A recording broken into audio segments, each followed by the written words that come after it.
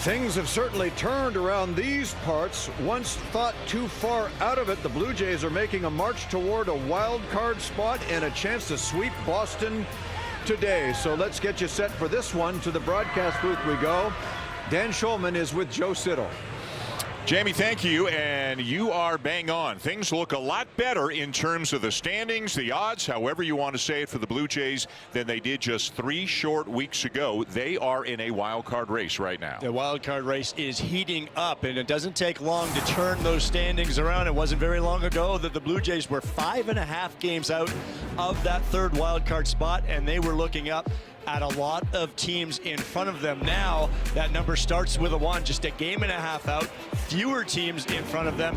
Now it's becoming more and more realistic, and they've done it with a bullpen that's been on fumes, but every reliever continues to say, I'll take the ball today, whatever you need, Skip, and that's what they keep getting. The lineup has been contributing up and down. It's really been a team effort, and I think really the vibe around this team changed around the trade deadline as you've got some new faces coming in, some youth, some energy, some speed on the bases. The timely hits are coming now. We didn't see that before. Now they've got all facets of the game. They've been playing fantastic defense as well. They will try to complete a 4-game sweep of the recently very hot Boston Red Sox here today. Max Scherzer, 1 inning away from 3,000 in his career, will take the mound this afternoon. And as you know, Dan, number 31's coming off 2 good performances. He'll try and put together another one today against the Red Sox in a game you will see right here on Sportsnet.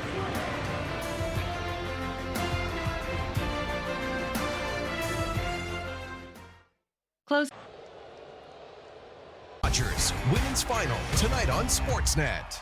Rogers Blue Jays baseball on Sportsnet, and just a gorgeous Thursday afternoon here in the downtown Toronto area. As you can see, the roof is wide open here at Rogers Center today, and a major league career that began back in 2008.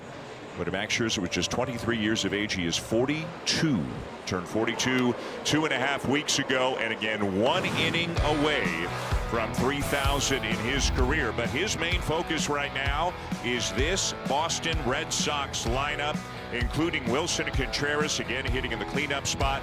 No Adley Rutschman today, off day game after a night game, just coming off the IL. So Connor Wong is catching. Everybody else is the guys that Chad Tracy has been rolling out there in the first 3 games of the series, when the Blue Jays, Joe, their pitchers have done a nice job against a pretty good lineup. And Max Scherzer will try to replicate what we saw from Jose Soriano last night. The number 7.25 ERA in his 9 starts, not so indicative of how Max has been pitching. Very good the last 2 times out.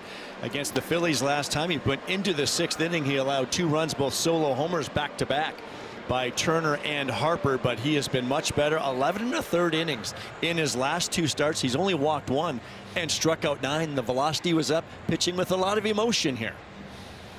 We talked to Max a couple of days ago about what 3,000 innings will mean to him, and it will mean quite a bit. He is aware of the milestones he has. 10th in strikeouts. He picked up his 300th quality start earlier this year. 3,000 innings, though, means a lot to him, so he needs 3 outs to get that. It will happen as he walks off the field here at the end of the top of the 1st inning. And Sogard will lead it off, and look at a fastball in for a strike. Sogard has hit 9th twice in this series and has led off twice in this series. And it's quickly 0-2, a couple of fastballs to get things going for Scherzer.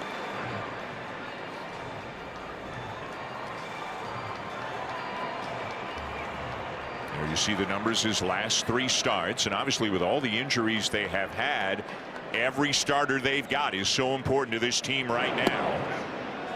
Slider down and in for ball 1. This is the first start Scherzer has made in the major leagues this year on 4 days rest.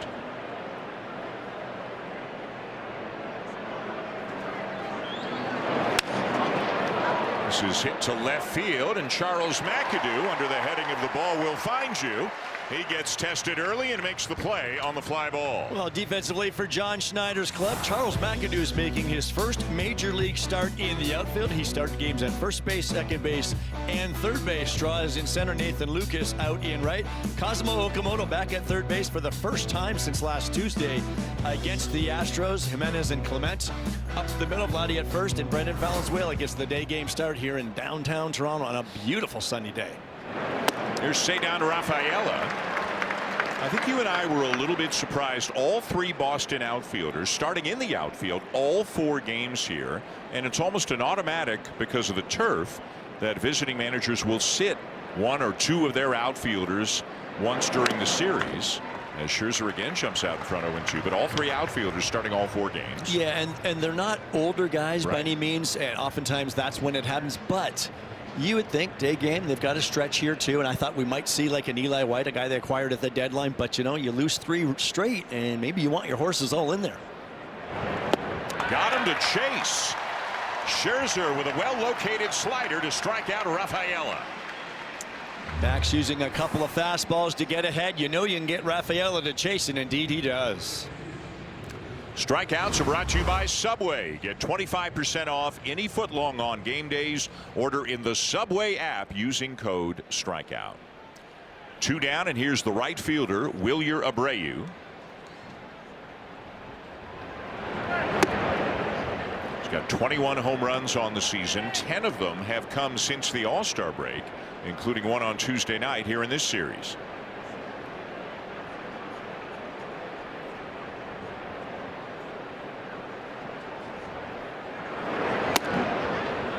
Curveball lands just a little bit high, and it's 2-0. Max will mix all of his pitches against left-handed hitters. So many four-seam fastballs and sliders to the righties, but he knows he has to mix it up to lefties. That opposite platoon can always be challenging for that right-handed pitcher. And again, we got a challenge. Valenzuela is going to challenge early here. First inning, 2 outs again. Yeah. It's not what you'd call a leverage situation, and it's an unsuccessful challenge, and this continues to be kind of an area where Valenzuela's feeling for it and struggling with it a little bit. And what it does, it boxes your team out now, the hitters and himself as a catcher. It's just not important right now. 3-1.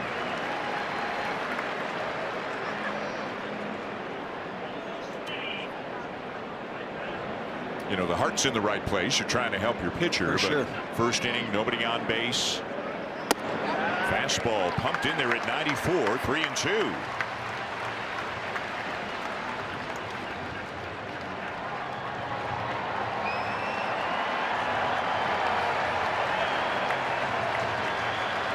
Crowd still filing in here on this Thursday afternoon, getting a little bit louder in support of Scherzer.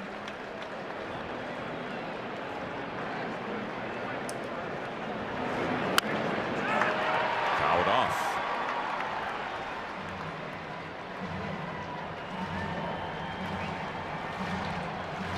10th start of the season for Scherzer, 27th in the regular season as a Blue Jay. Of course, some starts in the postseason last year as well. Always challenging him with the fastball. Again, 94. Come back with that good fastball after the breaking pitch, and this is what I mean about mixing it up. He's trying to right on right. You know you've got your breaker that's going away from right-handed batters, but with lefties the breaker's coming into him, so you got to mix the changeup in, change your velocities. And that is ball 4. He threw him a changeup just low, and Abreu is going to reach. And now you're not going to challenge because you've lost the first one. And that's, again, whether you do it in the first inning or not, you just try to handcuff yourself maybe early on, because that's what Max is thinking right now. I mean, if you got a couple of men on and, you know, maybe a little bit different, but so it's a 2-out walk to Abreu. Here is Wilson Contreras, who homered in last night's game. And Scherzer out in front of him. Max has thrown a first pitch strike now to 3 of the 4 hitters he has faced.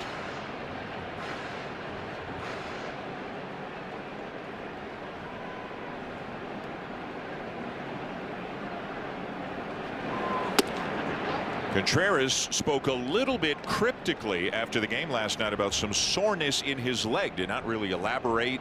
Back in Boston over the weekend, he didn't run out a ground ball, and the fans got on him, and he said, that's why I didn't do it. If they want to boo me, they can boo me. Didn't give any more detail than that, but says he is not 100% sound.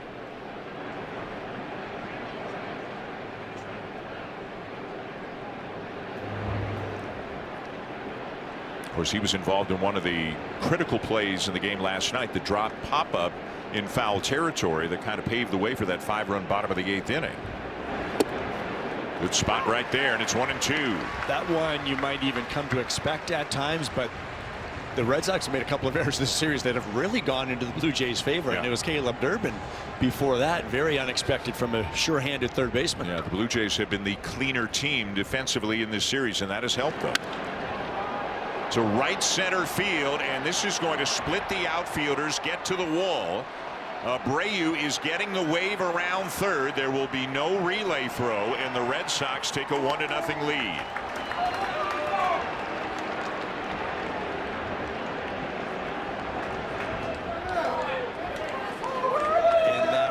Does come back to haunt Max and the Blue Jays, not being able to challenge that call or being reluctant to do so. Not a bad pitch down in the zone, but against a very good hitter. Contreras stays on it very well. Doesn't just hit it the other way, he drives it into the gap.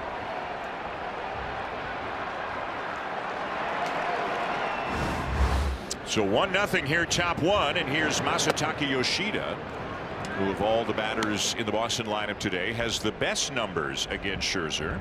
He is 4 for 6 with a home run against him.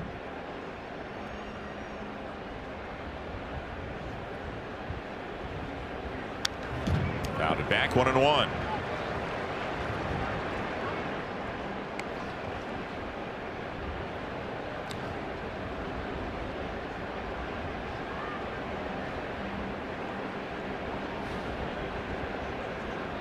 Peering in out of Valenzuela. Yoshida just 1 for 11 in the series so far. And a fastball there, 1-2.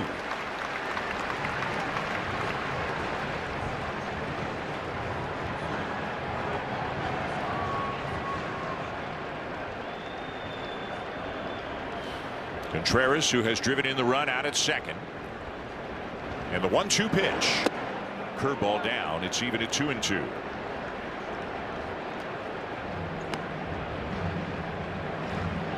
Looked like he might be on the way to a quick inning. Got the first 2, but then the walk to Abreu. Contreras battles him for a double, and now a deep count here against Yoshida. It's a full count.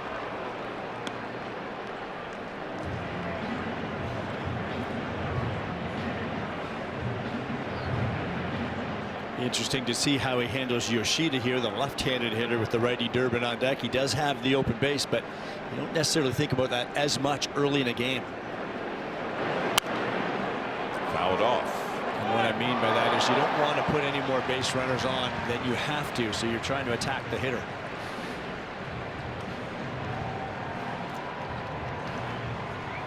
Well, Yoshida has seen everything that Scherzer has except the changeup in this at bat. He's seen the fastball, the curveball, and the slider. Fastball there, and it's skied to the right side. Clement is battling the sun, makes the catch. A run in, but for Max Scherzer, 3 outs, and now 3,000 career innings, becoming just the second active pitcher. Justin Verlander the first to record 3,000 career innings pitched in his career. In the moment, I don't think it's something that he is going to relish, especially since there's a run on the board. But when he kicks back, whether it's tonight or in the future, it's going to be something, as we have talked about with him, Joe, that he is very, very proud of. Max Scherzer will take a lot of pride in that accomplishment, and he wants nothing to do with it right now because of what just happened out on that field and giving up a first inning run, and he is about as competitive as they come. By the way, the 139th guy to reach 3,000 innings, that's a big number, but so many of them were so long ago. You know, and then you've got another wave of guys in the 70s and 80s who have done it. It's not something that is done much at all anymore, or might be done much at all going forward. Verlander's done it. Scherzer's done it. Third on the active list is Chris Sale, who is almost 800 innings away from getting to 3,000. Verlander and Scherzer, kind of the last of their kind in many ways. And he will take a lot of pride in that. And this is, you talk about last of their kind, but Max Scherzer just continues to add these little nuggets to his Hall of Fame resume. So now to the bottom of the first with the Blue Jays down 1-0, and let's check out the day game lineup here for John Schneider's Toronto Blue Jays. It includes Andres Jimenez, who is swinging the bat well on a 7-game hitting streak. He's had some success against the Boston starter today as well. Charles McAdoo is in the leadoff spot. Brett Bateman's getting a day off. Nathan Lucas is the other outfielder today. Miles Straw is in center. This is a big man with a big personality and a big fastball on the mound for the Red Sox this afternoon. Peyton Toley's just 23 years old, 6'6" out on that mound, 250 pounds, and he has a big fastball, doesn't walk many, strikes a lot out. He struck out 14 athletics in his last start over 6 innings. Blue Jays much more contact oriented team, but they've gotten to him a couple of times this season, and they've kind of given him fits. Saw the Blue Jays here in Toronto back in April and then in Boston in June. Each time we're able to get a few runs off of him and had well pitched games for them. One from Trey Savage, the other from Dylan Cease. In total, 9 2/3 innings in his 2 starts against the Blue Jays, 6 earned runs. He's had some walk issues. He walked 4 4 2/3 here back on April the 28th. McAdoo takes high, ball 3. Connor Wong with a double clutch. Thought that was going to be called a strike, but it's ball 3. And notice he does not challenge here this early in the game. That's ball 4. 4-pitch walk. Well, you can't defend the free pass, but for Chad Tracy's club defensively, it looks the same for the most part. Duran, Rafaela, Abreu in the outfield for the Red Sox. On the corners, Contreras at first, Durbin at third, Monasterio and Sogard up the middle. Connor Wong back behind the plate after the newest Boston Red Sox, Adley Rutschman, caught the last 2. Ernie Clement up in the 2 spot this afternoon, hitting .282. Ernie went 1 for 3 with an RBI single last night, also a bases loaded walk, so he had a couple of RBIs in last night's game. And Clement likes a good fastball, and Toley certainly has that. Averages better than 97. This is down and away.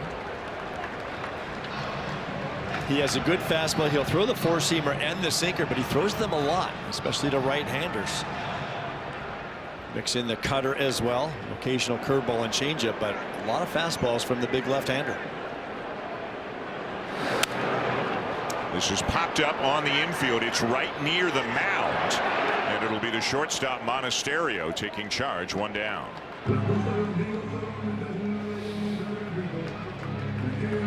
So McAdoo still at first, 1 out.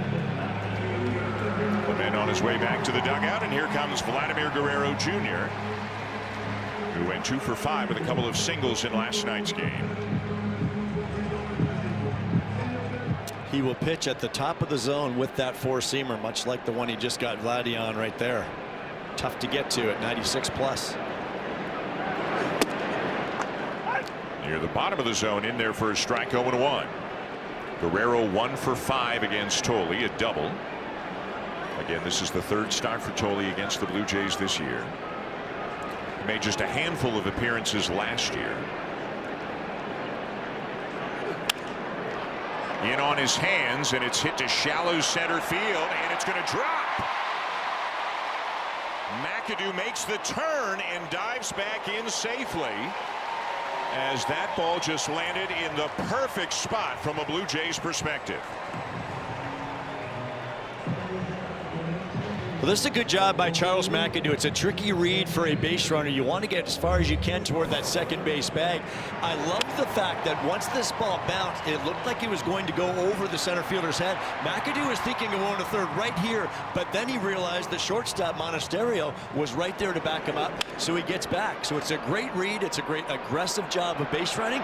Waiting is down, but I love the fact that he wanted to go to third right here and then shut it down. You can always shut it down, but you can't turn up the speed. First of all, he had to make sure it wasn't going to be caught. Yep. That's why he was waiting. So he had a couple of things to consider there. The Blue Jays get a bloop single from Guerrero. Now they've got 2 on 1 out for Springer, who had a pinch hit sacrifice fly in last night's game, that 5-run 8th inning.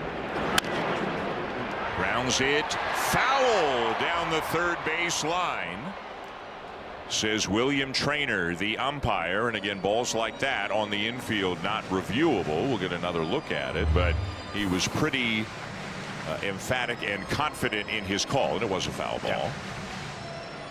Pitch was on the inside edge of the plate. Tough for George to keep that one fair.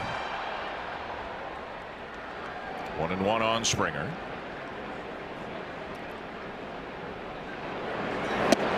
Swing and a miss. 1-2. That's the cutter.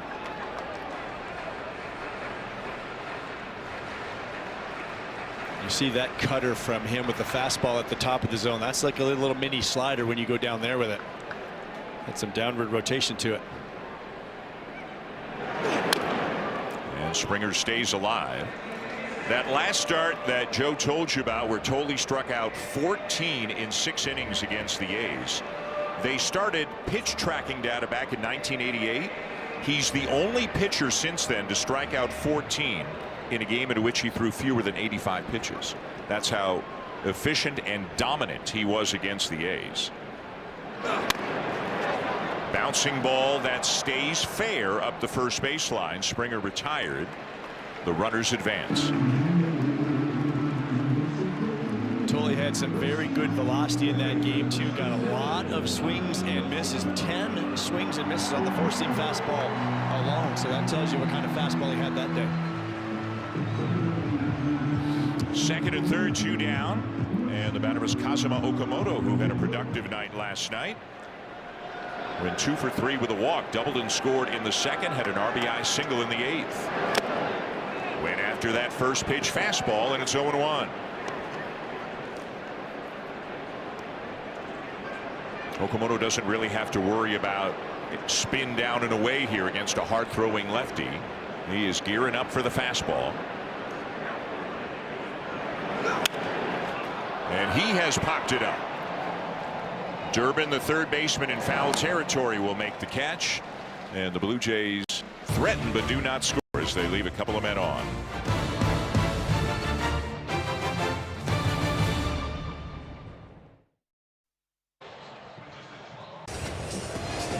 Welcome back. Well, the Blue Jays have been through some soul-crushing extra inning losses, some bowed bounces, and of course just zero luck. But it seems like lately the tide just might be turning. Case in point, last night's bottom of the 8th inning with 2 on.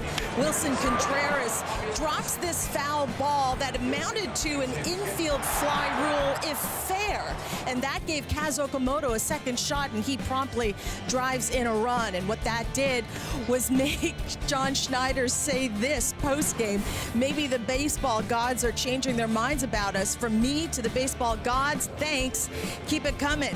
And Schneider told me for a while it's felt like the team was just stuck in neutral, waiting and waiting for something to happen. The newest additions, of course, have revved things up. It's contagious. He said everyone is leaving it all out there every single day.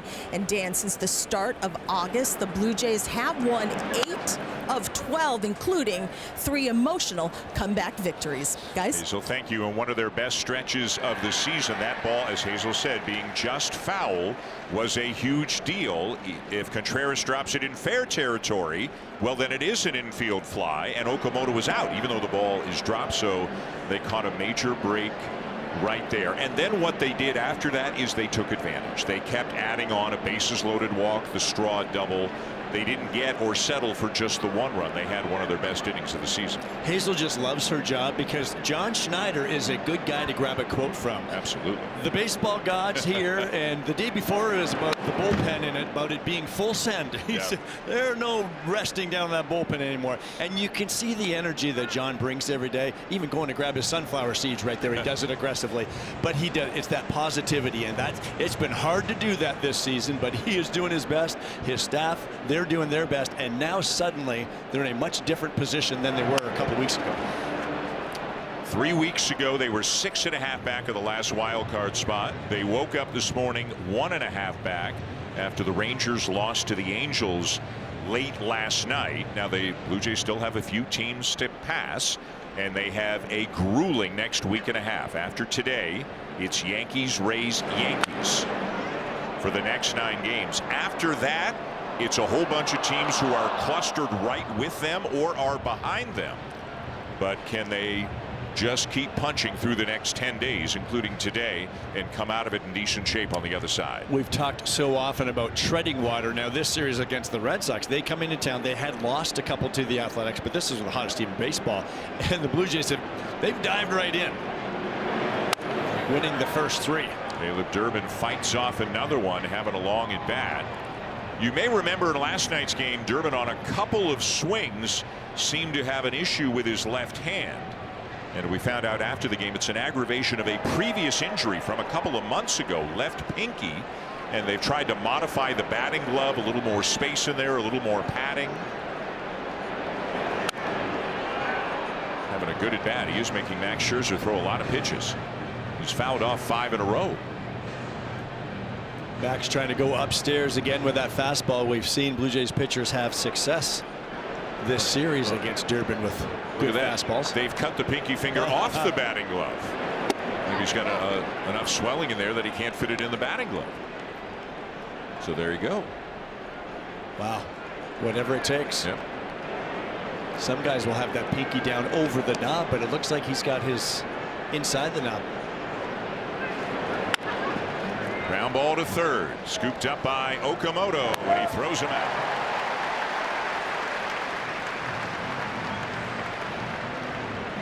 The slider is such a neutralizer for Max when he is executing the location. You throw a slider down and away to a righty, you can be living pretty good, and that's right where that pitch was. Got a hitter in swing mode, gets him to roll it over. 1 down, and here's the left fielder Jarren Duran, hitting just .203 on the season, although it's been a bit better recently.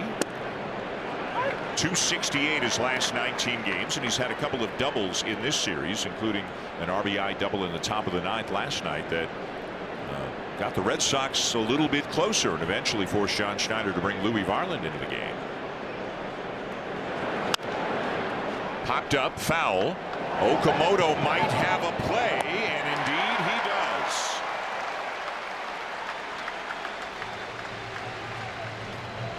Long way to go for Okamoto, left-handed hitter at the plate. He's playing way over by shortstop. I thought this was going to be closer to the stands over there on the left side, but he's got plenty of room. Careful not to overrun it. Knows right where he is. So he's been involved in both plays here in the top of the second, and with 2 down and nobody on, it'll be the number 8 hitter, the shortstop Andrew Monasterio.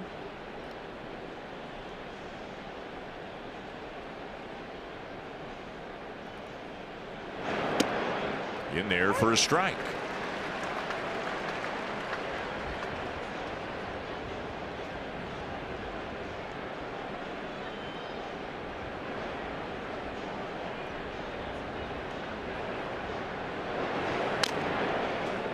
And quickly out in front 0-2, although worth mentioning a couple of 91s after we saw 93s and 94s in the first inning from Scherzer. Just comparing apples to apples, obviously, 4-seam fastballs to 4-seam fastballs. Ooh. I think the most impressive thing is that Monasterio didn't swing at that pitch. That's the location I'm talking about right there. That is a perfect pitch.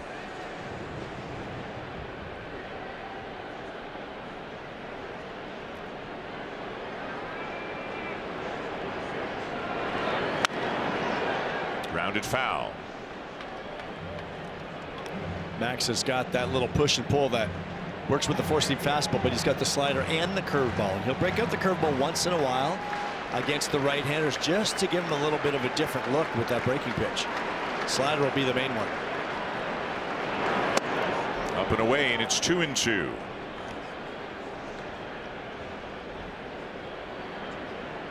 A little bit better velocity on that one, 92.6, but still a little bit down from where he was in the first inning.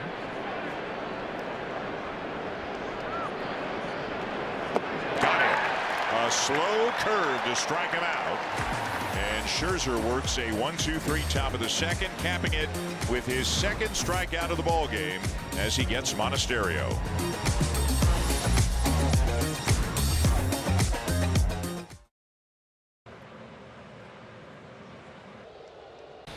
Now, some great shots here in the downtown Toronto area on this beautiful day, and this bird's eye view is being provided by WestJet, the official airline of the Toronto Blue Jays. Beautiful afternoon, 28 degrees. Roof was open early this morning. Got her going early. When I see the roof open early like that, Dan, you know what first thing I think of is the grounds crew. Because Tom Farrell has told me before, right, they opened the roof early and the sun's soaking into the field. It was manicured, it was watered beautifully, which means by game time, just before the game, they got to soak that thing up pretty good so it lasts 2.5 hours. It can feel like a lot more than 28 down on that field when it's 28. Here's Andres Jimenez, who has had some very good success this year against Peyton Tolley. He is 3 for 4 against him with a single, a double, and a home run. And comes in here hot, as we told you off the top of the show. He's on a 7-game hitting streak, hitting .370 in that stretch. 3-0. Left-handed hitters have hit Tolley's fastball a little bit, so if you're Jimenez in the lineup today, Nathan Lucas batting 9th, you're looking for one of the fastballs.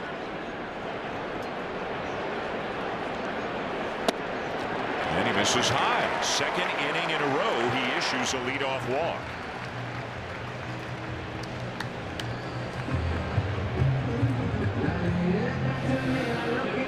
Overall, walks have not really been a problem for Tolley this year. 29 in 107 innings coming in, but 6 in 9 2/3 innings against the Blue Jays in his first 2 starts, and now 2 already here today. Catching today, Brandon Valenzuela, and he'll take low, and you can see a little frustration from Tolley, who is we mentioned he has a big personality. I've seen some interviews and such. He's a funny, loud guy, and he does not hide his emotions one way or another. He's a little bit frustrated early in this one. Fouled off, 1-1.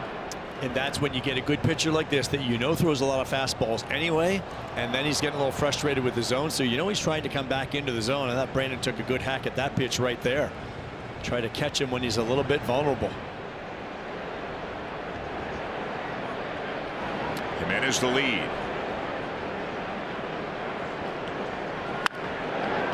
And this one is pulled foul, 1-2. You got to gear up for the 96, and you're out in front of the 89 sometimes. The cutter's running in on his hand, so he speeds up to get to that pitch. Most of his fastballs, the most effective ones, are going to be up, and in, and we've already seen the Blue Jays offer at a lot of those pitches here in the early going.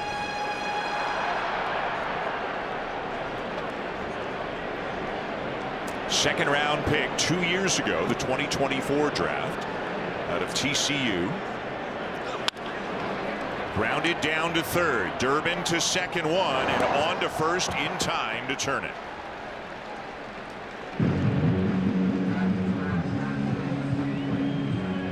And there was the four-seam fastball coming back in there, up and in, and Brandon speeds up a little bit, but comes over top of the baseball.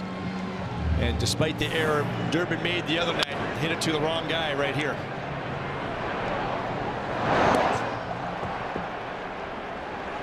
So 2 down and the base is empty, and here's Miles Straw batting 8th and playing center. Straw's had a good couple of nights the last 2 nights. He's 2 for 4 in each game with a single and a double, and he's driven in 3 runs in those 2 games as well. Each time adding to an already existing Blue Jay lead in the bottom of the 8th inning.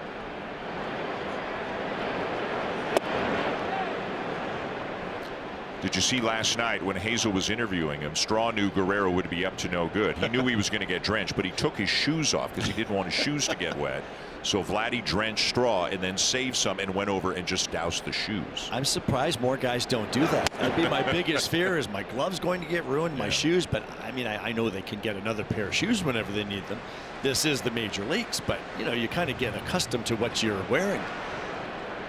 Gloves is off limits. Don't be pouring Gatorade near a Powerade, near a glove. Popped him up. And the second baseman, Sogard, is there, and that'll be that. End of 2, and it's 1-0 Red Sox.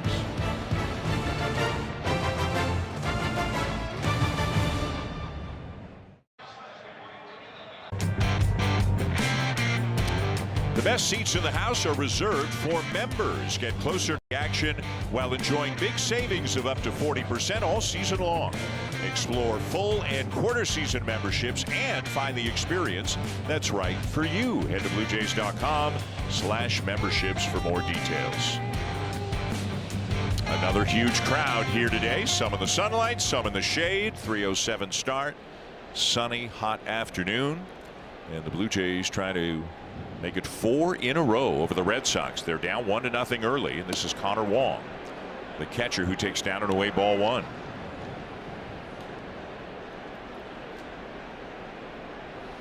Rutschman catching the last 2 nights, but getting the day off today. 2-0. Confirmed on the appeal down to first.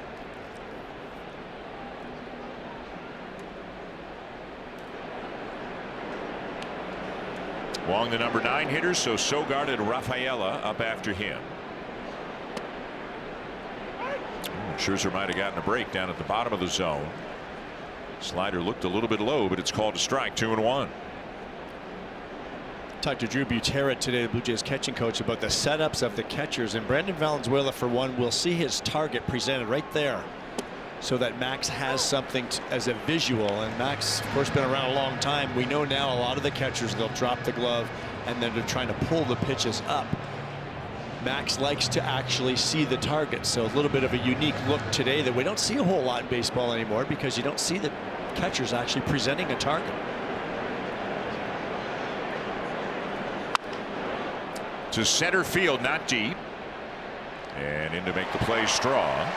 Although he is dropping it, maybe he's dropping it later, but he is dropping it maybe almost after the ball's out of Scherzer's hand. He still wants to execute his mechanics and the way he's going to receive the pitch, but I think it is up there a lot longer than other pitchers. And you're set up as a catcher, whether it's your left leg that's going out and you're on the one knee, the right knee, so that you can angle your body. Depends on the pitch. If it's a slider to your right, away to a right, you want to be able to grab that pitch without moving your body a whole lot. So much going into the mechanics behind the dish now. Right there, holding your body very still, using your hand to bring that in. Next, Sogard looks at a strike.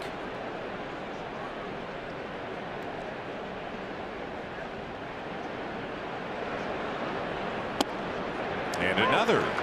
And it's 0-2. Scherzer kind of established the fastball early today. This is first guy, second time through the order. And he starts him with a curveball and a changeup here. Fly ball left field. McAdoo, limited outfield experience in his career. He is much more of an infielder, but he does have some experience in the minor leagues playing in the outfield. A total of 35 starts over the entirety of his minor league career. 14 in left, 21 in right, but enough that they feel comfortable with him out there. And it's about getting his bat into the lineup against a lefty when you've got Okamoto at third, Guerrero at first, Springer DHing. If you want him in there, you got to find a spot for him. If you hit, the manager will find a way to mix you in that lineup. Funny how that works. 0-1 on Cedar Rafaela, who struck out in the first.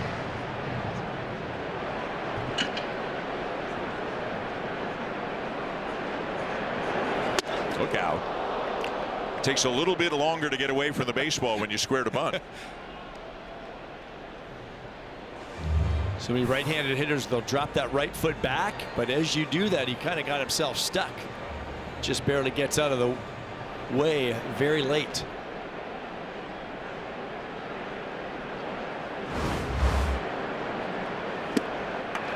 Swung on and missed. 1-2. Boy, Max really slows down that breaking ball. That's the curve ball. It's the one he struck out Monasterio on to end the second inning.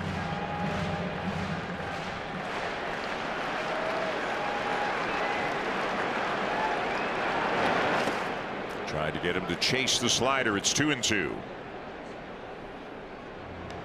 We'll talk about how well Valenzuela is receiving the ball. This is what he does very well. Watch his body get out there, and then he'll angle it back toward the middle.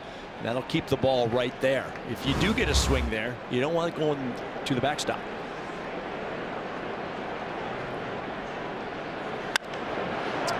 Another ball in the air, shallow right field. In comes Nathan Lucas. And that's that. And that's 7 in a row now set down by Scherzer.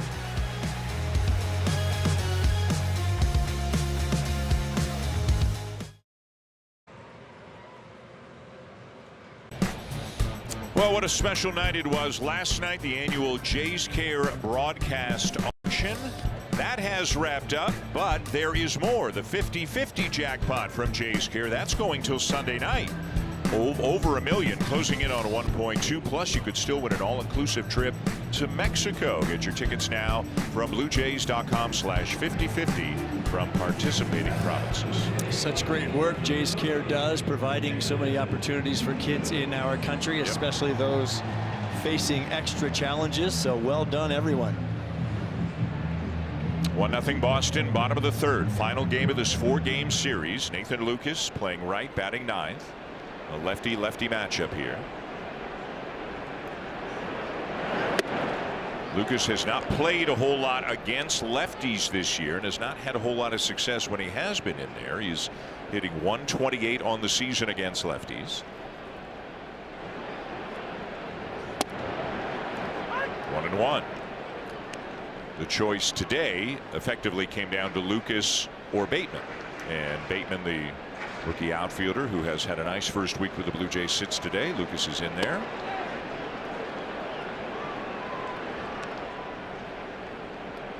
We'll see a couple of righties to get the Yankee series started. Guys you may have heard of.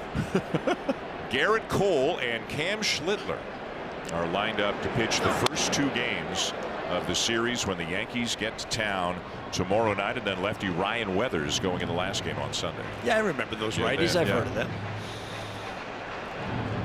Dylan Cease has heard of Cam Schlittler.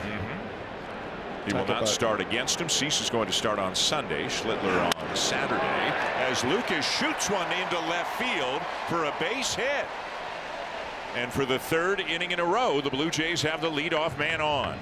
Can I let our audience in on a little secret? You don't have to do this. Somebody in my left ear between innings said, after I thought, hey, you know, they've got some guys on, they just got to get that gapper or find something. And my good partner here says, maybe Lucas will shoot one the other way and the left to start things off. You meant like that? I had a Lucas line drive to left feeling every now and again. Let's do it. Squirrel nut, that sort of thing. Here's McAdoo. And this is popped up back of first. Contreras goes back and makes the catch for out number 1.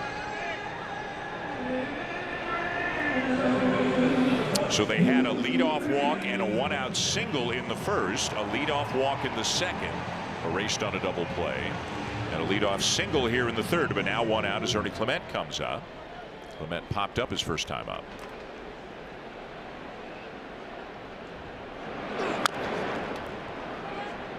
Got a cutter, and he fouled it off, and he is limping as well.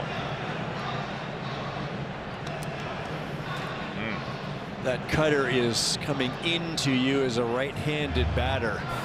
Also got a little downward movement, so you clip the top of the baseball, and that's right on his shin with no protection. Still feeling it undoubtedly, but back in the box. 0-2. And I would imagine feeling it again as he is making his way back around the plate. Something like that's not going to go away all that quickly. No, and it's your landing foot. He's feeling it. Transfer that weight into that front side.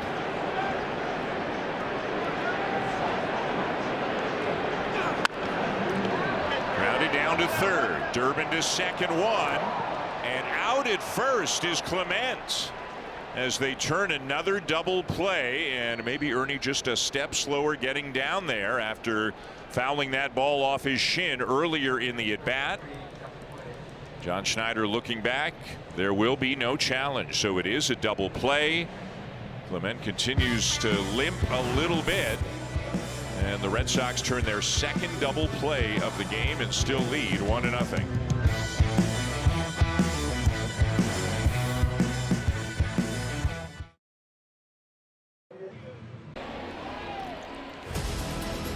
It's a big night of tennis at the National Bank Open tonight. It all starts with a women's final at 6 Eastern, 3 Pacific on Sportsnet and Sportsnet 360. And then at 8 Eastern, Ben Shelton goes for back-to-back National Bank Open titles in the men's final over on Sportsnet 1. Here, top 4, Dan Shulman, Joe Siddall, Hazel May. Red Sox 1, Blue Jays nothing. And a changeup for a strike to Wilyer Abreu to get the 4th inning underway. Abreu walked with 2 outs in the first and then scored on the double by Wilson Contreras, the only run of the ball game. Scherzer out in front 0-2. Scherzer comes into this inning having retired 7 in a row. Everybody he has faced since that Contreras RBI double.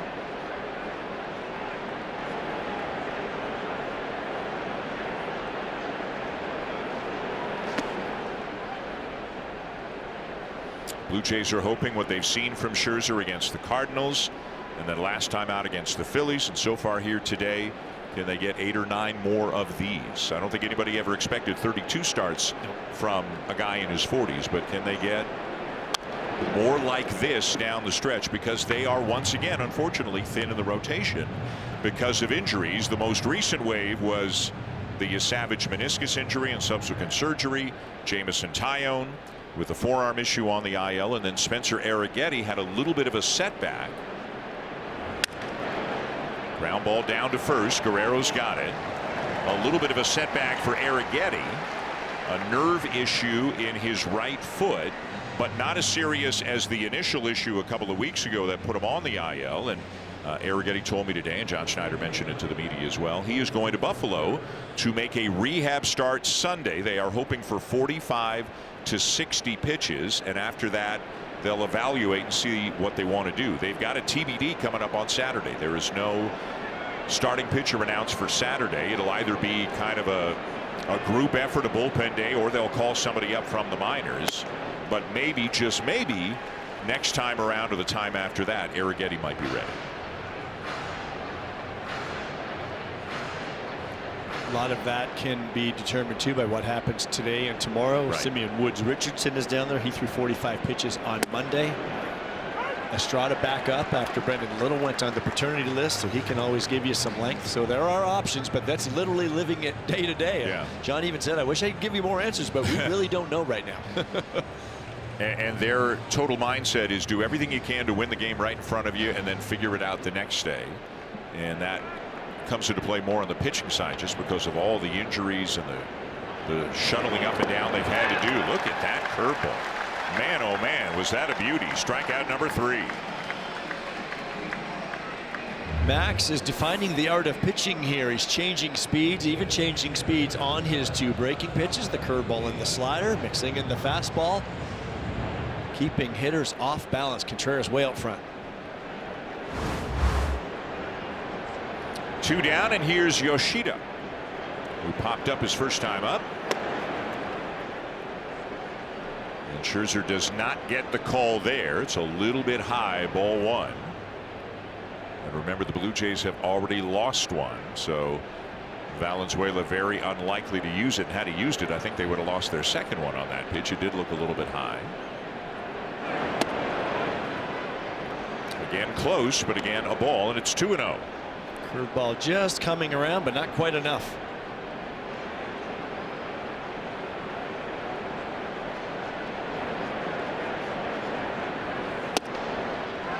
There's a strike at the knees. 2-1.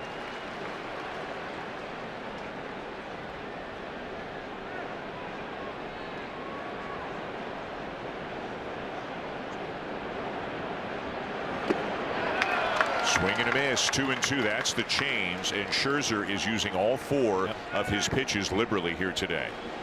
I remember talking to Max in spring training about that, asking, as a righty, always a challenge against left-handed hitters, and it's exactly what he said. You got to move it up and down, in and out, change speeds.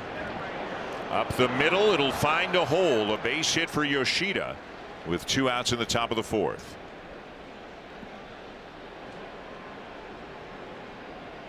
Yoshida not fooled that time by the slower variation of the breaking ball. Hits it hard on the ground, but finds the hole. Not tons of hard contact here yet this afternoon, either side. Here's Caleb Durbin, grounded out to third back in the second inning. Okamoto in a bit, even with a bag. Guerrero holding on the runner. Curveball, strike one.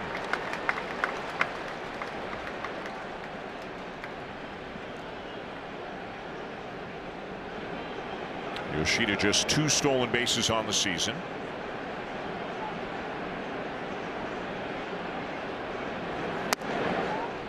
Check to swing.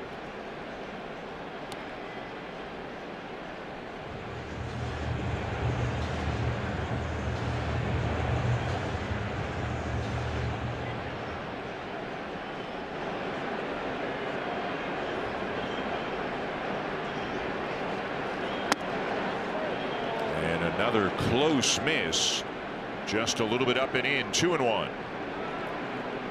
Even the misses have been right around the plate so far here for Scherzer. So many close ones.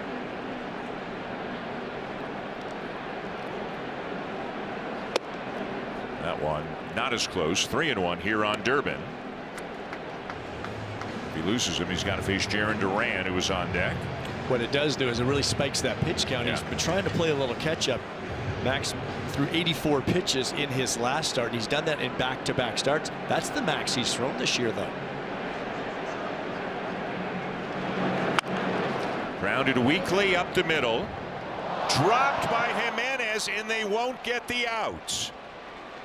If he plays it cleanly, the side is retired, but he couldn't come up with it. Fairly routine, ranging to his left. I'm not sure if he was thinking first base all the way or if he was rushing a bit to flip that ball to second for the force out. He may have been thinking of shoveling it, and he stuck with it. Still did it anyway, but a little bit late. So a guy who has been playing spectacular defense recently, Andres Jimenez, commits an error here. Technically fielder's choice E6 is the scoring, and he's obviously frustrated. This should have been over. Scherzer should be coming off the field. And you just talked about the pitch count spiking. Now he's got to face another batter. And a guy who, although he's having a really down year, still is a power threat in Jarren Duran. Max is as good as anyone as long as he's been around at putting things behind you. He's told me he doesn't like to argue with umpires. He's not going to question pitches. Plays behind him same way. Just move on. Next batter. He knows he's got one more out to get. Boy, 2 weak ground balls, one for a base hit, one for an error, and now here's Duran with 2 on, 2 out. That's the first error committed in the series by the Blue Jays. As we mentioned earlier, they have been the cleaner team. The Red Sox have been hurting themselves a little bit defensively, more than a little bit at times, but that's the first error committed by the Blue Jays in the 4-game set. And now it's 2-0.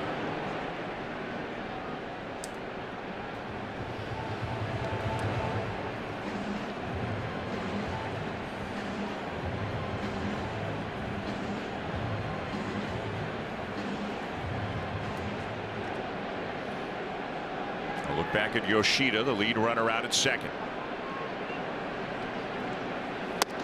3-0 on Duran. And all of a sudden, Scherzer is potentially a pitch away from loading the bases.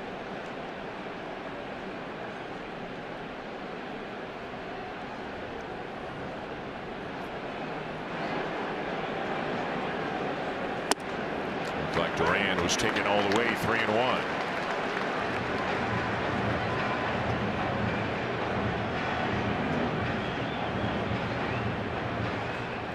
.78 pitches now through 3 2/3.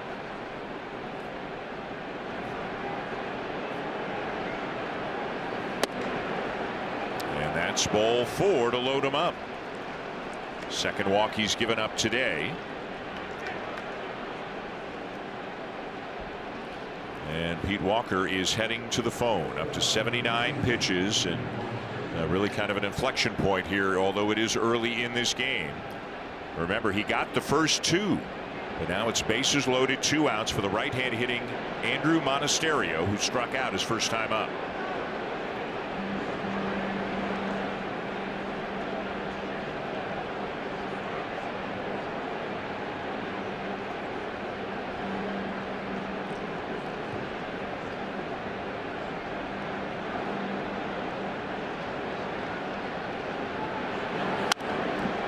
Fouled back, and it's 0-1. Chase Lee has gotten up in the bullpen. He pitched 2 nights ago in an inning and 2/3. Did not give up a run on Tuesday night.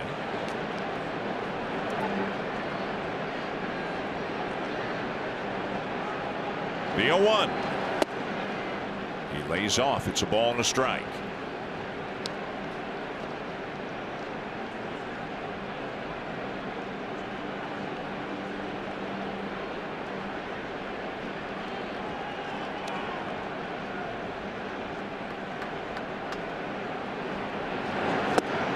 Swing and a miss. 1-2. When he has needed a pitch today, Joe, often he has gone to that curveball. Getting some swings and misses on that pitch. Both of his breaking pitches. Now he slowed him up again. Does he try to rush him back with the fastball or get him to chase? The crowd urging him on. The 1-2 pitch. Up and in. 2-2. I think he tried to just go up with that pitch. Maybe get the high fastball to either swing and miss or to pop it up. I believe he's going back to one of the breaking balls now. Scherzer sets and deals. And it's in the air to right field. Not deep at all. Lucas shielding his eyes from the sun, makes the catch, and Max Scherzer pitches out of it. A base hit, an error, and a walk, but he kept him off the scoreboard, and it's still just 1-0.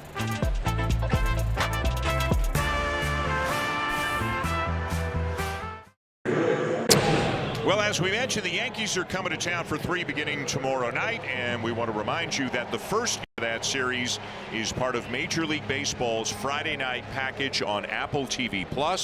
Coverage begins at 6:30 Eastern Time. Watch Friday Night Baseball all season long, plus enjoy exclusive shows, movies, and new releases every week on Apple TV.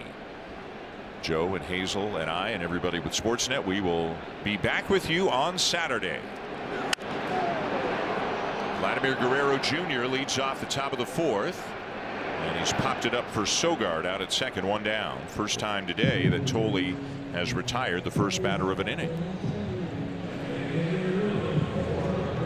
Vladdy got a fastball again toward the top of the zone, but this was a little bit more middle, and it wasn't Tolley's best fastball, just 94 miles per hour. But still, Vladdy just a little bit late again, popping it up. This one hit sharply up the middle, but picked nicely by Sogard. And he'll retire George Springer, and very quickly 2 down as we check in with Hazel.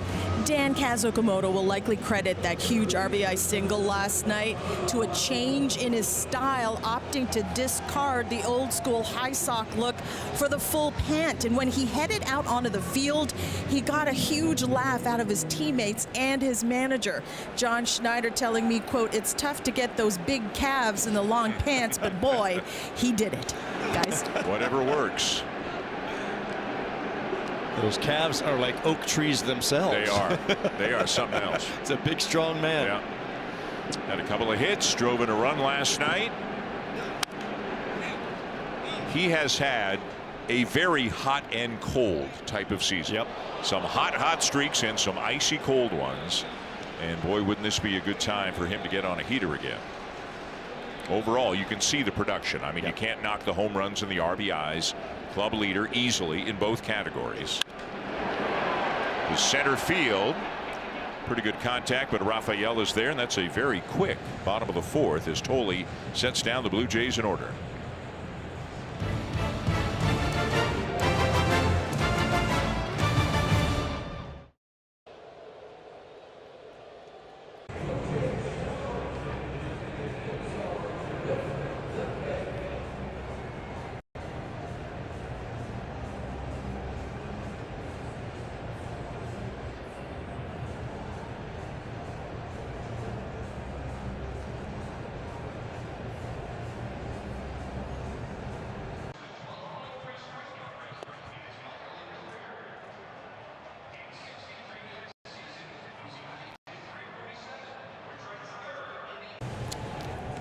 On to the top of the fifth, and Max Scherzer is back on the mound for the Blue Jays. He just got out there now. We mentioned it was a very, very quick bottom of the fourth, and maybe Max just ran into the clubhouse for one reason or another and just couldn't quite get back out there in time. Spencer Miles has gotten up in the bullpen, and John Schneider came out of the dugout to speak with Chris Guccione, the home plate umpire and the crew chief today. So we wondered right away, well, maybe there's an injury situation here and Scherzer's not coming back. But about 15 seconds later, Max was back on the mound.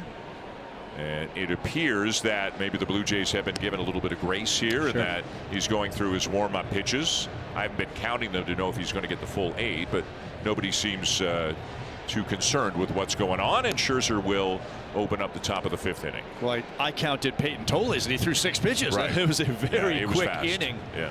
So whatever Max was doing, it caught him off guard as well. It is 1-0 Red Sox through 4. Each team with just 2 hits so far here today. Scherzer's been good, but the pitch count has gotten up on him. A couple of walks and a couple of long at bats with some foul balls. There's Spencer Miles, who is being used in all kinds of different ways by the Blue Jays, and it looks like today, Joe, could be, if Scherzer needs some help here in the 5th inning, it's going to be against the heart of the order, just by virtue of where they are in the lineup right now. This is the number 9 hitter, Wong. So Miles has kind of evolved into a role wherever there's a hot spot. That's where John Schneider wants him, and maybe he'll come in for like Abreu and Contreras and guys like that today. We talked about Braden Fisher like that early in the season, kind of being that fireman coming into messes, and with runners on base, it's okay. Spencer, of course, can get a ground ball. That is just foul. You know what else this tells me is that I think in all likelihood both Rogers and Varland are available. A lot of these Blue Jay pitchers have pitched a lot, and you can look at their usage and say, well, that guy's definitely good to go. That guy's definitely not good to go. These guys might be in the maybe category, but I wouldn't think they'd have Miles up this early unless at least one of, maybe both of, Rogers and Varland are good to go. Swung on and missed.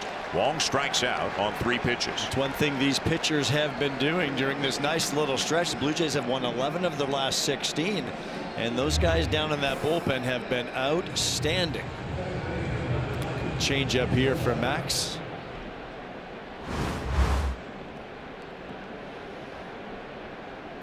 Scherzer calling his own pitch on this one. A season high 87 pitches for Max Scherzer. Top of the order, 3rd time through, Nick Sogard. A couple of fly balls to left.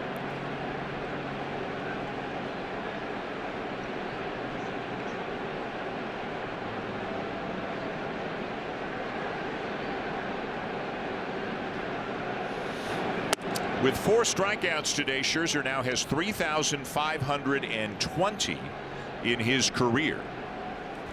He is in 10th place all time. He is 14 away from matching Gaylord Perry for 9th all time. So if Max stays healthy, 2-3 more starts, he could surpass another guy. There's no doubt he's a first ballot Hall of Famer. That's a given. But 3,500 plus strikeouts, 3,000 innings. Couple of World Series championships, 3 Cy Youngs. To right field. I don't think Lucas had to move. He could have stood right there. He didn't have to take that 1 step back. So whoever was hit right at him. Whoever put him there, well done. Mark Budzinski, you deserve a round of applause for that position. Well, Max continues to mix it up. We saw him hot fastball heavy that first time through the order. Then we saw more of the secondary pitches, continuing to compete his tail off and mixing up his pitches. 2 down here in the 5th inning. And the batter is Cedar Rafaela, 0 for 2. That's a fair ball. It's going to hit the short wall and ricochet into shallow left. Jimenez gets to it quickly, and the tag is applied. Great anticipation by Jimenez, who was racing out to left before the ball even hit that wall, Joe, and he got there in plenty of time. Andres Jimenez has become very familiar with the renovations here at Rogers Center, and he knows when a ball goes down past that 3rd base bag, it may hit that short wall right there and stay away from his left fielder. It's his responsibility to be all over it, and he is all over it to nail Rafaela. Through 4.5, 1-0 Red Sox, and an update now with Jamie Campbell.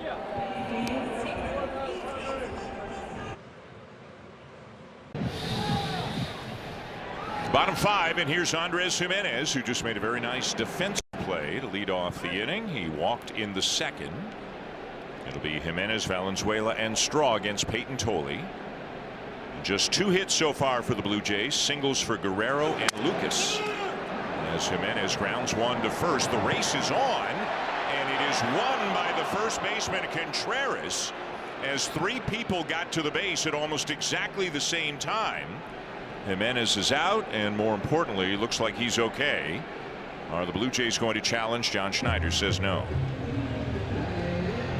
Originally, Jimenez thought that Contreras was going to probably feed this ball to the pitcher, so Andres is thinking of beating the pitcher to the bag. Contreras made the right decision by taking it himself and gets there just before Andres.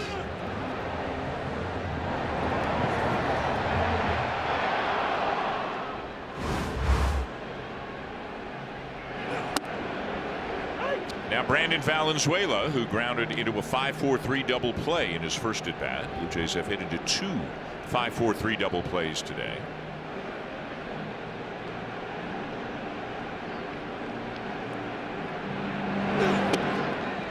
Taken down and in, 1-1. Let's go back to that Andres Jimenez play, and again, as Joe said, you got to know your own home ballpark. This ball is fair, but look at Jimenez. He starts running long before that ball hits the short wall. If he waits to see it hit the wall and then bounce into left, they don't get the out at second and base. Especially now being a full-time shortstop, and he took him a split second right there, but right away he is all over that. If he doesn't do that, Rafael's into second base because there's no way McAdoo gets there. Valenzuela lifts one way up in the air down the right field line. Contreras makes the catch, 2 down. Sign up to become a Rogers customer and watch for Canada's winning inning. When the Blue Jays get a hit, you could win exclusive 50th season prizes. Visit Rogers.com today.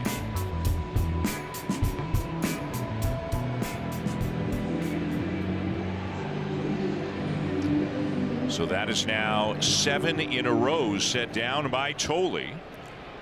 They had some chances against him first time through, but he has shut them down since. And with 2 outs and nobody on, the batter's going to be Miles Straw. The other thing is, look at that pitch count. Look at how low that pitch count is for Tolley. Meanwhile, after the top of the 5th inning ended, Max Scherzer, the high five from Pete Walker, the handshake, and a little pat on the back from John Schneider. So Max is done. He will go 5 innings today and hold the Red Sox to just 1 run.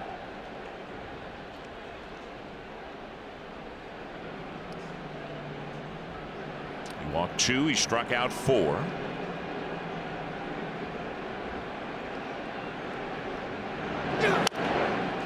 Strauss popped it up right near the plate. And Wong in foul territory as once again the Blue Jays go very quickly and quietly against Peyton Tolley. Spencer Miles on his way into the game.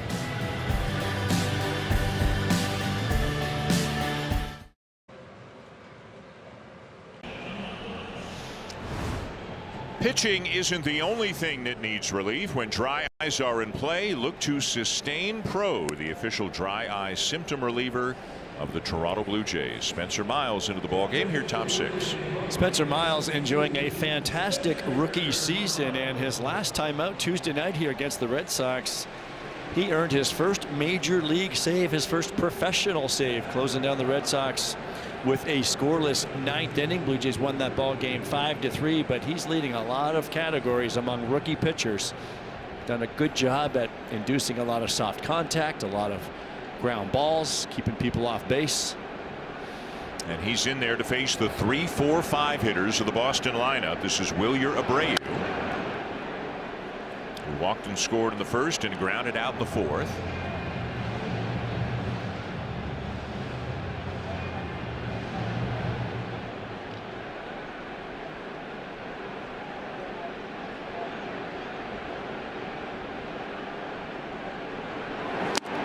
Swings through it, 0-2.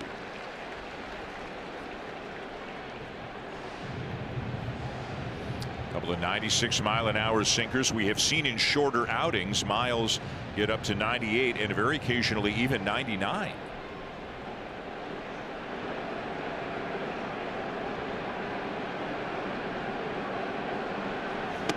Too high, ball one. He has started, he has bulked, he has saved, he has held. He's bulked. Yeah, he's bulked. He's been the bulk guy. You know, I think we'd like to see him in any role. Yeah. When he's on the mound, it's a good thing for the Blue Jays. Roller right out to second. Clement up with it, and an easy play for the first down. Well, third start in a row where I think Max Scherzer has to be pleased with the way things went. Absolutely. 5 innings, 1 run. If you can tell me before the ball game that's what you're getting out of Max Scherzer, 42 years young, you will take it. And he just competes his tail off out there. And as I said, that second time through the order, and it came around the third, changed his pitch mix a little bit, just continued to mix and match. Those slow breaking balls really kept this hitting Red Sox lineup off balance. If the Blue Jays had hit in the first 5 innings, we might be talking about it in even more glowing terms, because you'll take 5 innings, 1 run any day of the week. Soriano last night, 6 innings, 1 run. But you know, when Dylan Cease went 5 innings on Tuesday night, 3 runs, it wasn't his best effort, but he kept his team in the game. And sure enough, the bats came alive. So Max did his job. Now it's up to the offense to do theirs. 1-1 on Contreras.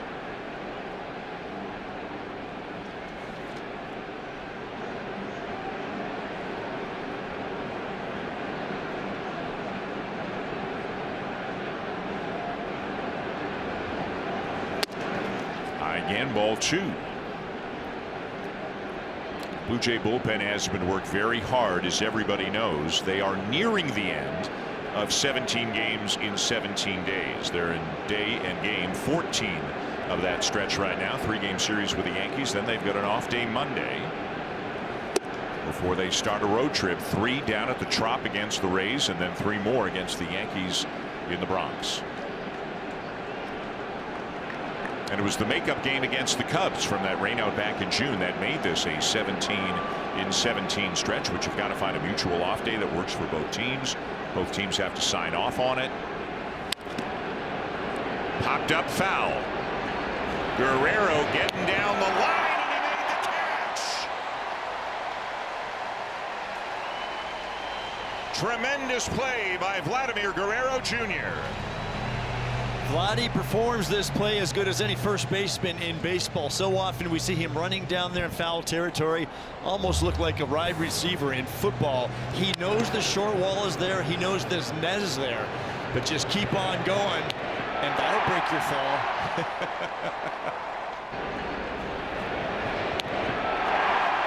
It's a great play. You know, we all know he wants to hit more than he has. Everybody wants him to hit more than he has. But that should not take away from the fact, Joe, that he has been great defensively this year. And there is a real chance he is going to win a Gold Glove award for the 2nd time in his career. I think there's more than a real chance. Yeah. Leading the way for sure, I think, here in the middle of August among American League first basemen. As good as there is. And that's hard to do for anyone, to not let your offense bleed onto the field in your defense, but especially for someone of his stature in this game. Big contract, a lot of expectations. Continues to flash the leather. Base hit for Yoshida. He is 2 for 3.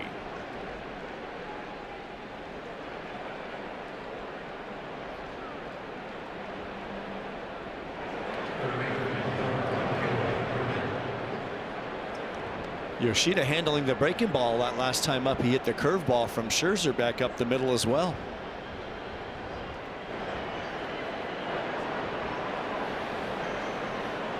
Now Durbin, who's 0 for 2. Yoshida the lead being held by Guerrero. Okamoto creeping in at third. And Durbin takes off the edge, ball 1.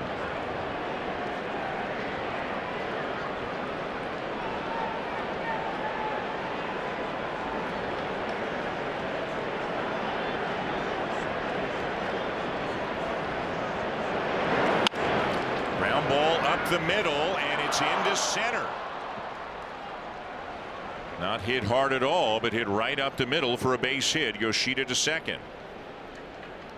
Every once in a while, that artificial turf will remind you that the ball rolls a little bit faster, and I think that's the difference here. And Jimenez not getting to this baseball. A couple of hops that just continue to accelerate into the outfield. Even if Jimenez gets it, I don't think he's got to play anywhere. So either way, it's first and second, nobody out. And here's Jarren Duran.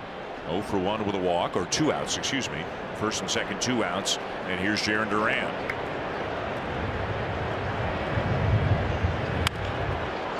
Fly ball right center field. Straw's there and has it. Nothing across for the Red Sox. And how about that play by Guerrero, hurtling into the netting and coming up with a catch.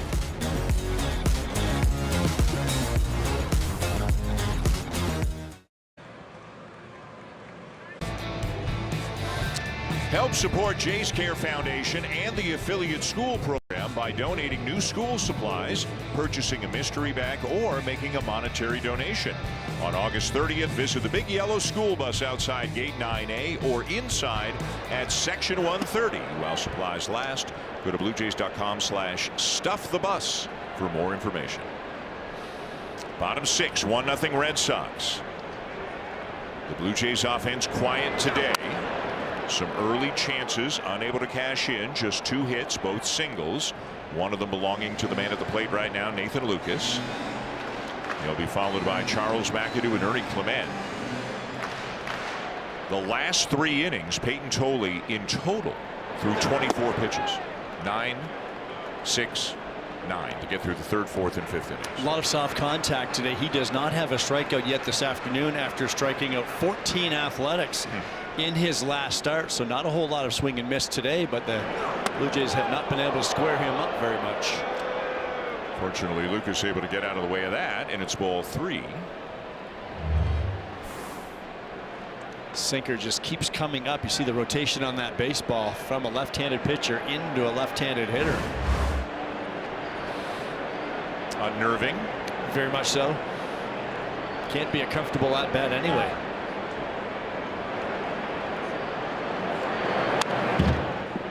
Foul back. Braden Fisher is now up in the pen as it continues to look like Spencer Miles is becoming more of a 1-inning high leverage reliever. They're not really bringing him out for, they've shortened him up recently, and he's kind of going into maybe more of like a Jeff Hoffman role. 1-inning leverage whenever they may need it as Lucas grounds out. Well, I think when that deal was made, that was the first thing I thought was exactly that.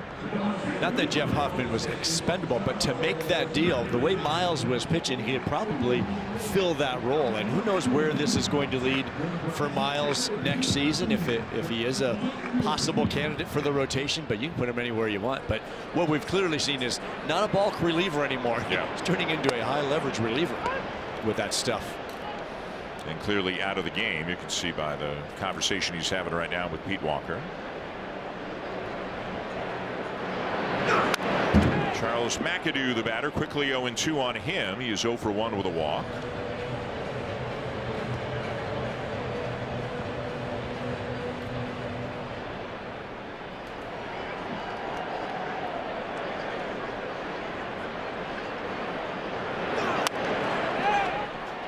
Foul back and out of play.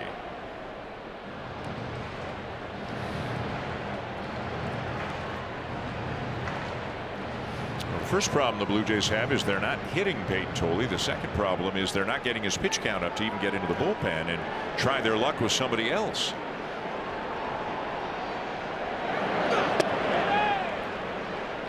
Check swing, no appeal, ball 1. Looming down there is Aroldis Chapman, who has not pitched in the series yet.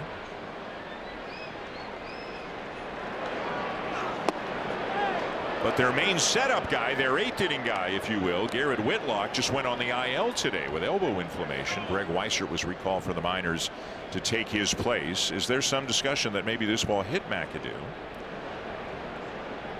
Doesn't look like it. No challenge.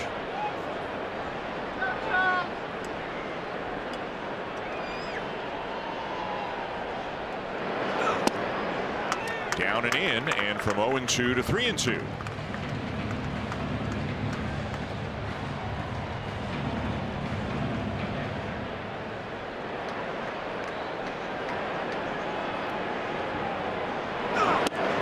And right there, got a bunch of the plate with that one. His first strikeout of the ball game.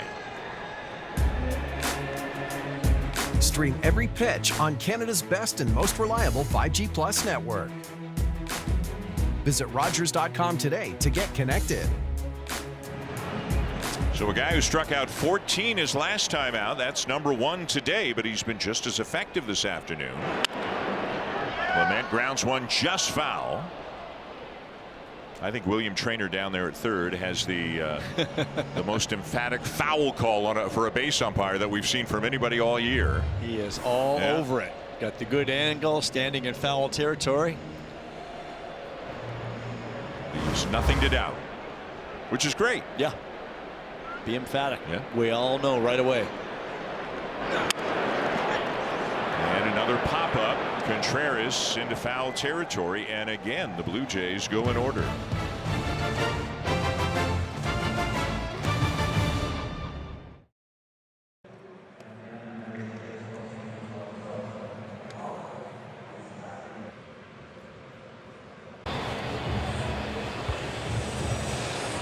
Welcome back. Charles McAdoo making his first major league start in left field. Now he's used to the left side of the field, so as a corner infielder you'd think left field should be an easier transition. Not always the case, according to Mark Budzinski. McAdoo is still learning to read the ball off the bat and making first step decisions. He does have a good pre-pitch, so the learning curve is reads and taking good routes. McAdoo played plenty of outfield in college, but just one start, as we mentioned, in left field at AAA this season. He has speed, Dan, and he's pretty athletic. And above all, Budzinski said he has a very good work ethic. Guys?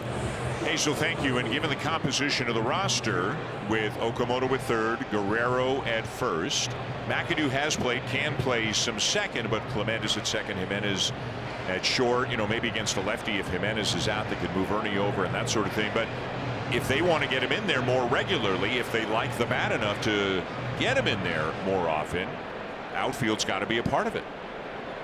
Keep swinging it. He's got that power threat. We have seen that power early in his young career, and that'll get you in the lineup. Braden Fisher into the game here to work the top of the 7th. Fisher worked on Tuesday night right in front of Spencer Miles' first career save. He had a scoreless inning himself.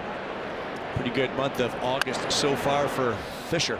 7 consecutive scoreless outings. And a pop-up to Guerrero for the first out here as Monasterio is now 0 for 3. Walks have been a bit of an issue for Braden, but that's what you like right there. Some quick resolutions. 2 at-bats, not get so deep. There are the numbers, so you can see 7 walks in 8 innings, but has not allowed a run in his last 7 appearances. Here's the catcher, Connor Wong, who is 0 for 2.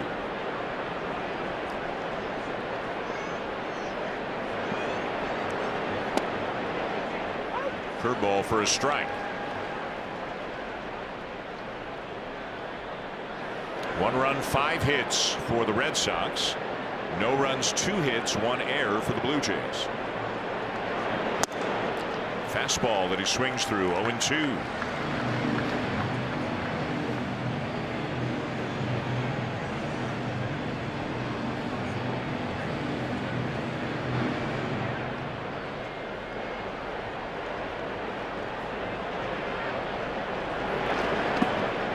Bounces in a slider.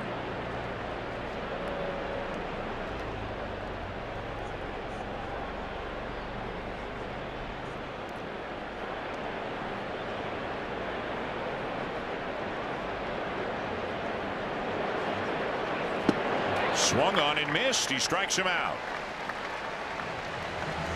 You get a hitter that struggles against breaking pitches, it's just a match made in heaven for Braden Fisher. Gets on top of this slider, really good downward rotation.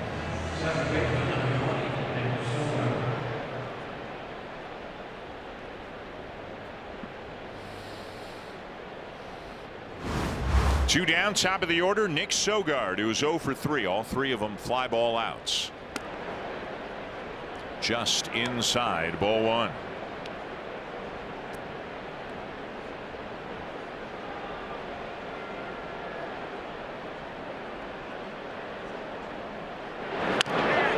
And a ground ball. Guerrero's got it. Feeds Fisher, and that's that. Nice work by Braden Fisher, taking care of the Red Sox in order here in the top of the 7th.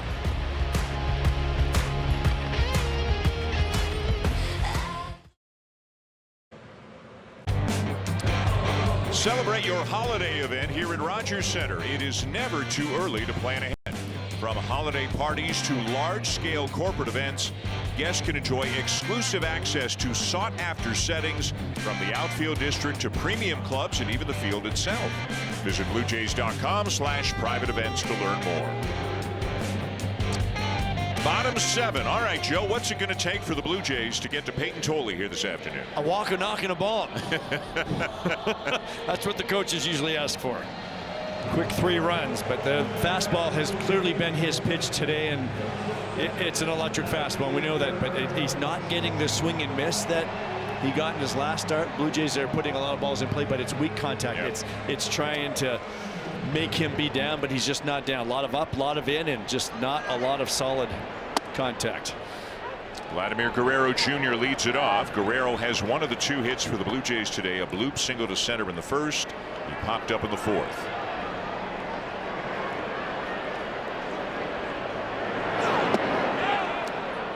He went around, and it's 0-2.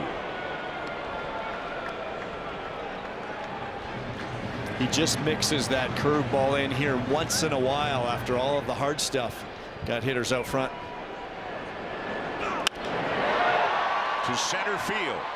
Back goes Rafaela. He's got room.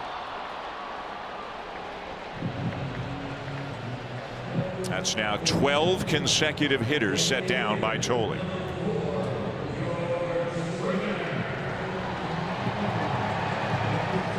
We're going to be hearing about this guy and watching this guy for years to come. This is not a fluke. He's good.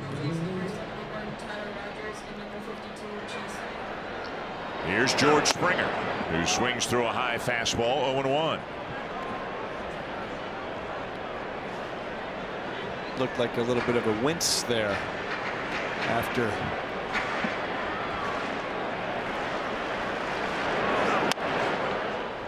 Yeah, there's another one.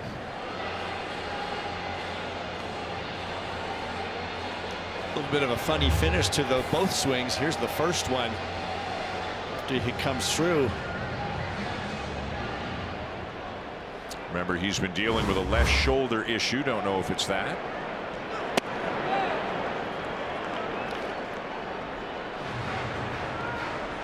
So hard as a hitter to say make him be down, because so many of the pitches are in the top part of the zone and in. And clearly it's on you. He's 6'6" out on that mound, and he gets good extension with that high velocity fastball. So you can see hitters' reactions, why it's on them so quickly.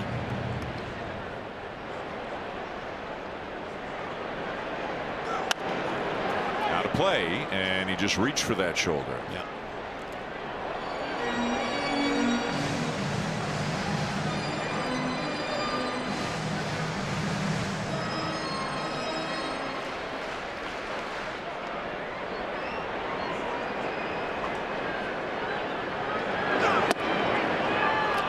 The knees for strike 3 called. Still 97. Tolle has not lost any velocity over the course of the afternoon. Took him a little while to get going, but he's heating up that fastball even more as the game's gone on.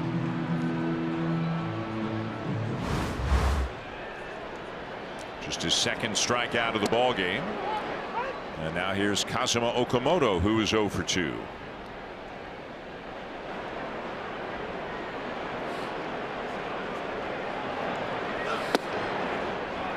And quickly a couple of strikes on him.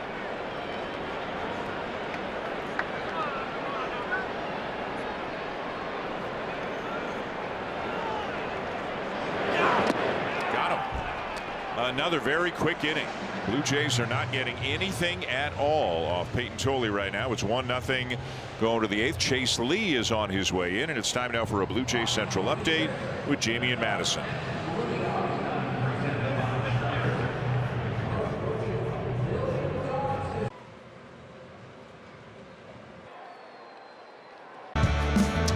A classic is making a comeback. As part of the 50th season celebration, the Blue Jays are giving away a nostalgic throwback inspired by one of the most iconic bags of its era. September 11th, be among the first 15,000 fans to receive a Blue Jays Classic Retro bag. Go to bluejays.com/promotions for tickets.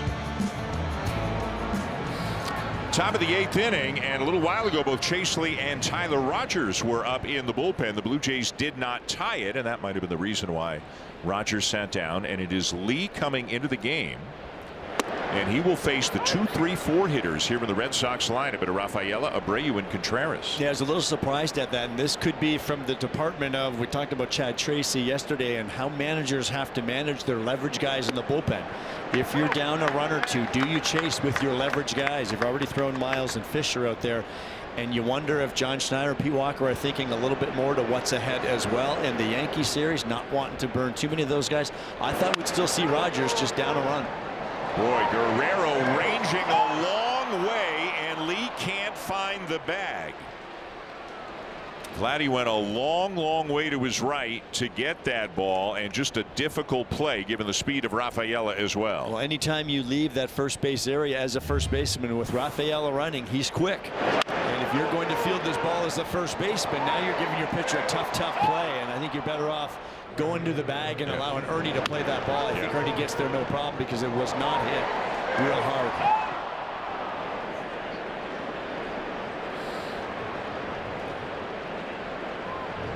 So it'll be an infield hit for Rafaela, who's got 16 steals on the season, and a man on for Wilyer Abreu.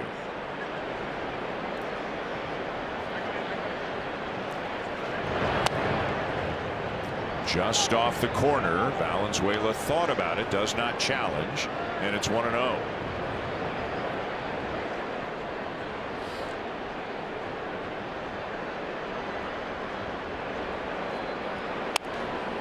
So Lee, who has spent most of his time at AAA this year, up there against the best hitters the Red Sox have, trying to keep it at a 1-run game.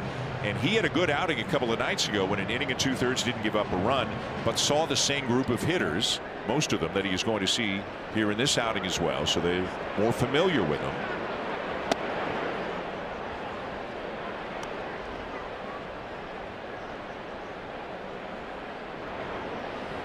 Rafaela getting a little bit of info over at first. Red Sox do like to run, and Rafaela's among them. Doesn't have a very big lead, though, and now it's ball 3.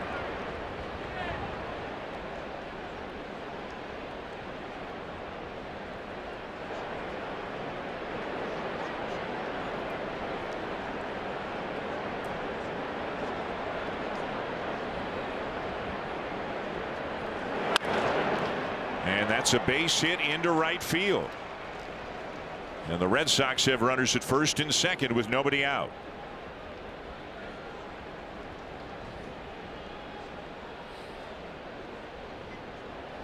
Three-one hitters count. Abreu is all over this sinker as it comes inside. Wanted it to be away, but he turns on it easily.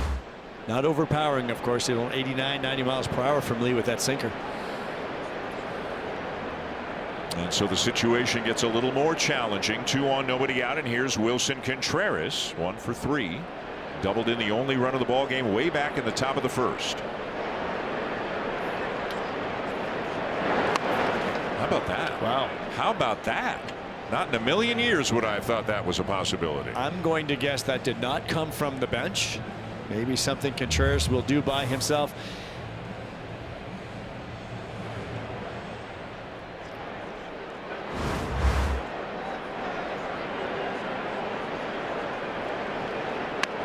He's doing it again, and he gets it down.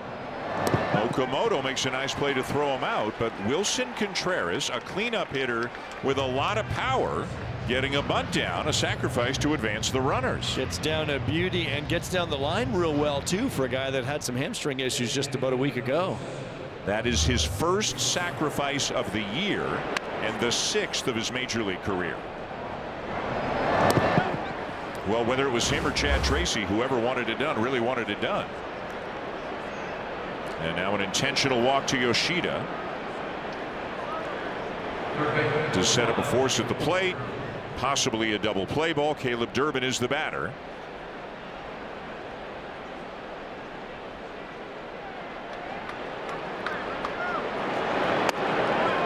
With the sinker, that wasn't it there, but that was the sweeper, but with the sinker he can get some ground balls.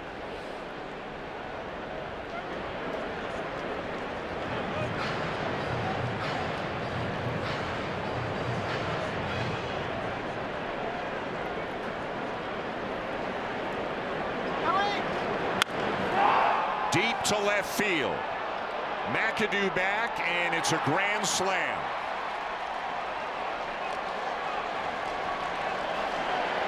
And it is 5-0 for the Red Sox.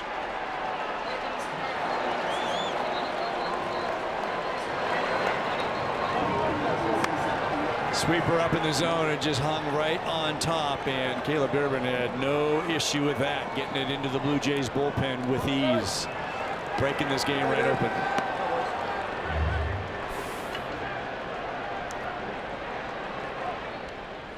And Lee knew it. Number 12 on the season for Durbin, 59 RBIs on the year now.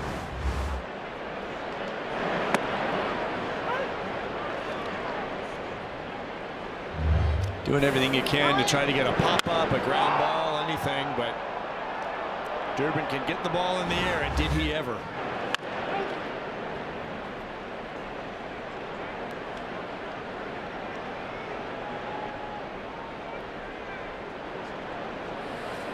Couple of strikes on Jarren Duran. It all started with that ground ball on the right side of the infield. Rafaela beats it out, infield hit. Solid single by Abreu. The sacrifice by Contreras. The intentional walk to Yoshida. And then Durbin hits his second career grand slam. The first one came just about 10 days ago. And again, I think to revisit the decision to go with Lee here, the only explanation I can think of is what we were talking about in trying to not. We know that every day, the day today is most critical, but there has to be some forward thinking there to go with Lee in front of a Rogers in this situation and not have a bunch of 2 and 3 of your leverage guys going in. And again, Rogers was up with Lee when they did not score, is when it looked like the decision to bring Lee in was made. And when these relievers are all going 1 inning, Fisher and Miles, we see that a lot. Sure, they can go tomorrow again now, but then you start running into that 3 days in a row thing. And this is what can happen with bullpens.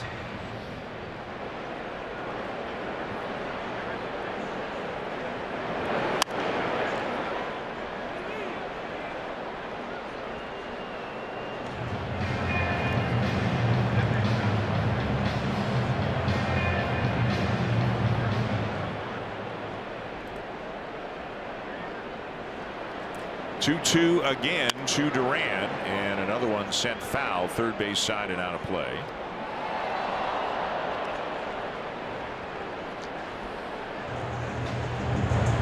Now Lazaro Estrada has just gotten up in case Lee can't get through this inning. Just recalled today with Brendan Little going on paternity leave. It's low and it's full.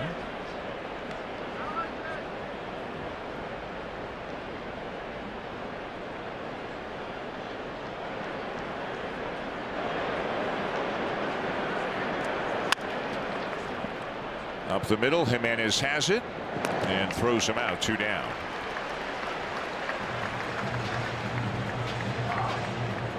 That's the kind of hit that really had been eluding the Red Sox during this 5-game losing streak. They were on an unbelievable tear for over a month, and then all of a sudden, last 2 games against the A's, first 3 here in Toronto, the whole scoring position thing had cropped up on them, and they weren't getting any key hits at all. They were 5 for 41 in their last 5 games with runners in scoring position. But boy, you can do a lot of damage in one moment with a well-timed extra base hit.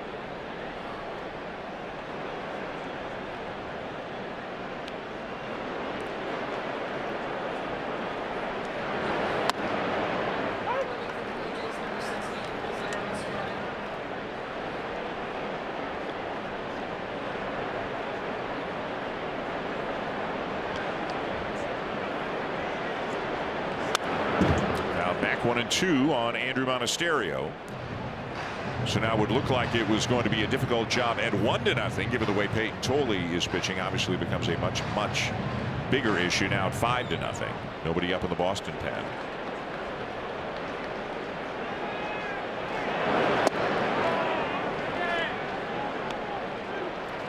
Tolle just 79 pitches to get through these 7 innings. Pounding fastballs in the zone, very efficient.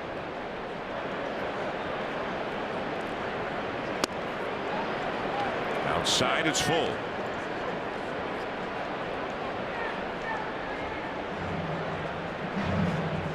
The Yankees have lost today. They played an afternoon game as well, finished earlier. Seattle beat them 1-0. The Yankees are on their way to Toronto to begin a weekend series tomorrow night. That's a base hit up the middle for Monasterio. And another game involving teams in the wild card standings. The Tigers, Jamie told you about this a little while ago. The Tigers beat the Guardians 3-0. Detroit's playing like its best baseball of the year right now. After they traded away Tarek Skubal and others, they shut out the Guardians, dropping the Guardians into what is now a tie with the Blue Jays. But the Blue Jays might drop a half game back unless they can find a way here. Detroit has moved into a tie with Texas for the final wild card spot. Whoa. I think Connor Wong was in swing mode there. The Rangers, by the way, play again tonight in Anaheim. The Angels did the Blue Jays and others a solid last night by beating Texas. They'll play again late tonight. Kenley Jansen with his 15th save of the season, still just trucking along. Surprised he made it through the deadline without getting traded. Well, traded Casey Mize and Tarek Skubal, and now they're making their run. Kader Montero went 6 1/3 scoreless. He's having a fine year as well. They've been really doing it all, both on the pitching and hitting side.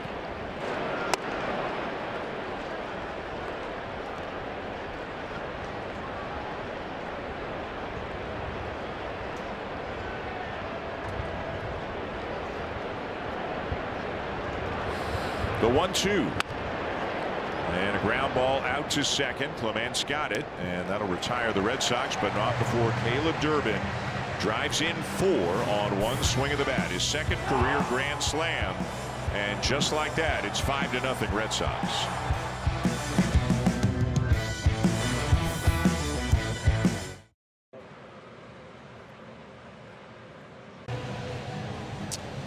The Red Sox now up 5-0 going to the bottom of the 8th after the Durbin grand slam in the top half of the inning. And in addition to the grand slam, the other big story from a Boston perspective obviously is Peyton Tolle having a very good afternoon. He has pounded the fastball all afternoon. The velocity's increased throughout the afternoon, and he's put it in tough spots. When you work the top of the zone and into these right-handed batters, they're getting a lot of swings, but not a lot of solid contact. A lot of soft contact today, not tons of swing and miss. Rafaela started in, goes back and makes the play as Jimenez is retired. The last hit for the Blue Jays, the last base runner for the Blue Jays, was in the bottom of the 3rd, a single by Nathan Lucas. So Tolle's almost gone 2 times through the order since then without allowing anybody to reach.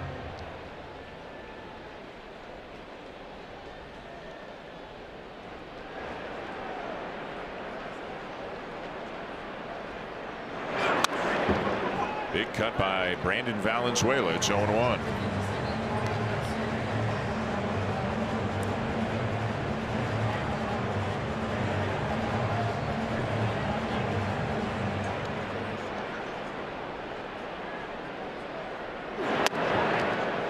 A called strike, and it's 0-2.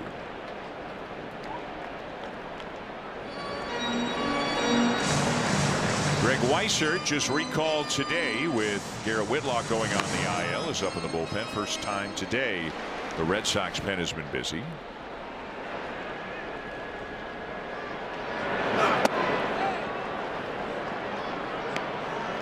It's interesting, is this a just in case, or they don't want to get too many pitches on this young man's arm in his first full season in the big leagues? And I mean, he's got a chance to throw a shutout here today. Yeah, he hasn't gone 100 pitches this season.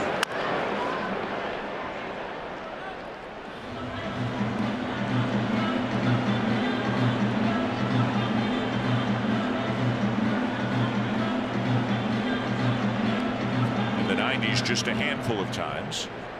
At 85 right now. Looked like he tried to overthrow that one a little bit, missed down and in. One of the few times he's kind of come out of his delivery today. It's as though he doesn't need to come out of his delivery with his size and extension, deception. Picked nicely. It's short by Monasterio. Boy, Valenzuela hit that ball hard, but a good play out at short. That's what they just have not been able to do this afternoon. Square baseballs up like Valenzuela just did, and what a pick on that short hop by Monasterio.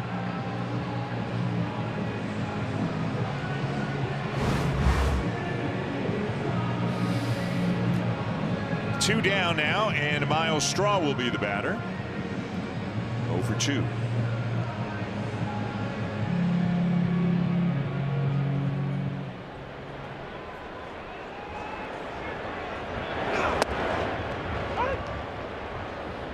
Looks like Estrada's going to come in for the top of the ninth. He is still throwing out of the Blue Jays pen.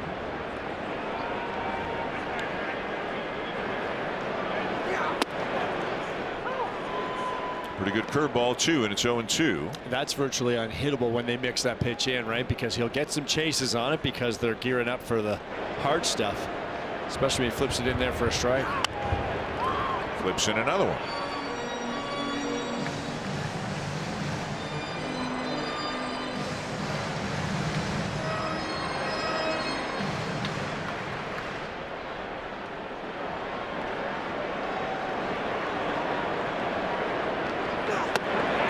Strikes out Straw. 4th strikeout of the afternoon for Tolley.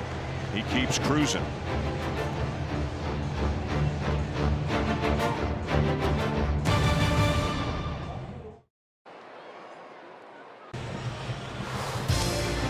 Well, with tomorrow night's series opener on Apple TV Plus, our next telecast for you is Saturday afternoon. Cy Young Award candidate Cam Schlittler, he's in that race along with Dylan Cease, will be on the mound for the Yankees. Don't know who the starting pitcher for the Blue Jays will be. It's TBD. Pretty good guess. Brett Bateman's going to get a look at another very good pitcher, though. The young man who has had a nice first week in the big leagues figures to be in the outfield when Schlittler is on the mound. The broadcast begins at 2:30 Eastern time. Here's Laz Estrada. Estrada picked up his first major league save as well. That was in the Phillies series on that last road trip. He's been back and forth a few times. 7 games in all for Estrada. Top of the order, Nick Sogard, who is 0 for 4.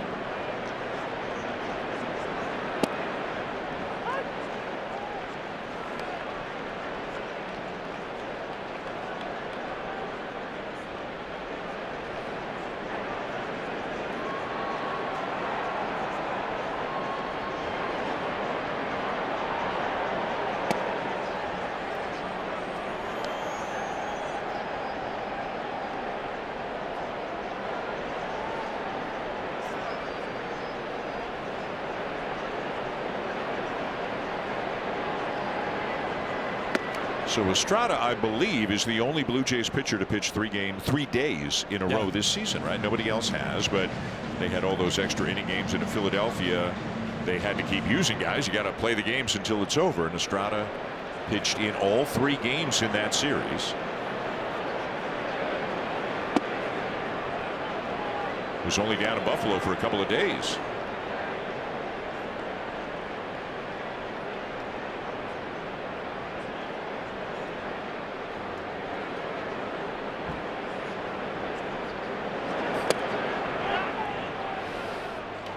Did not go, and that's ball 4.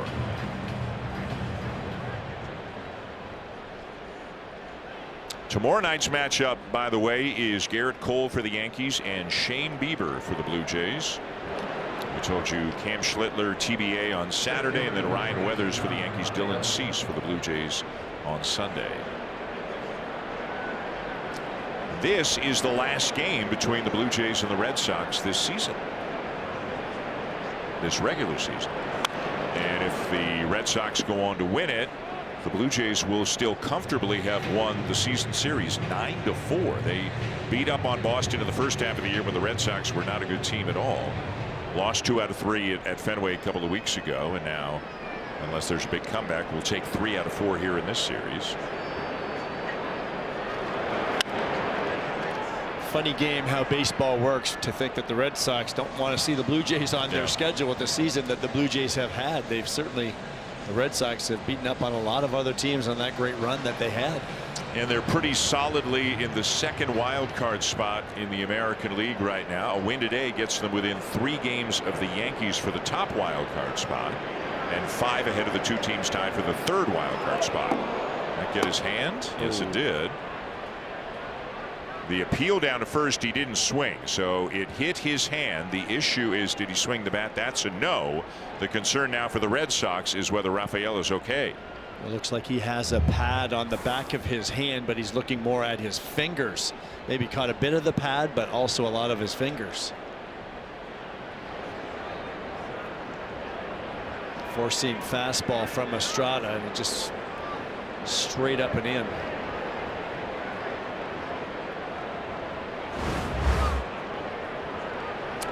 One of their most important players. Oh my goodness. Yep.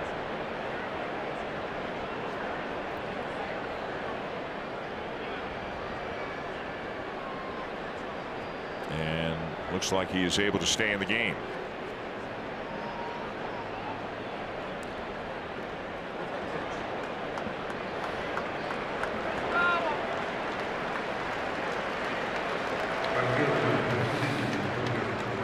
So first and second, nobody out. Already 5-0 Boston, and here's Wilyer Abreu, who had a base hit his last time up, came in to score on the grand slam by Durbin.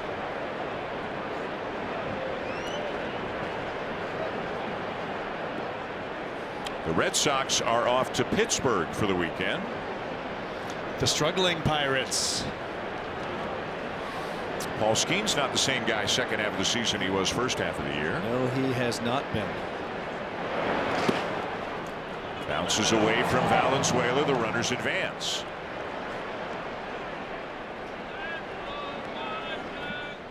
Curveball spiked in the dirt from Estrada. Brandon got over there, but not quite enough.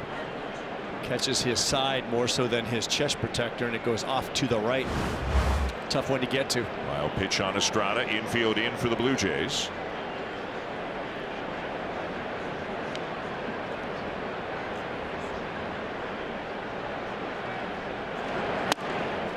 Huge cut, but he comes up empty. 1-1.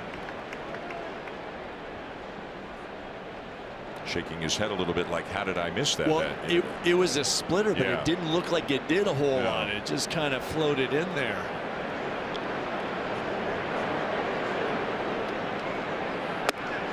Fastball up, and he swings through that. 1-2.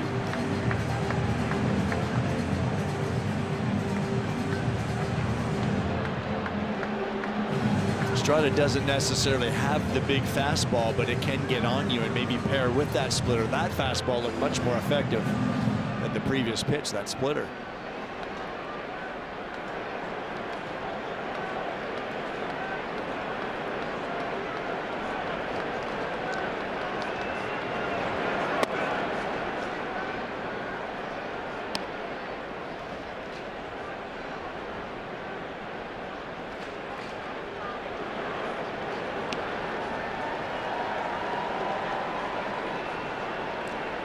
Now the 2-2. Curveball blocked by Valenzuela. Full count. Much better job there by Brandon, really getting over there and accentuating that to make sure he can get far enough to his right to square it up. You really want to get the midline of your body there. See how he even angles it back.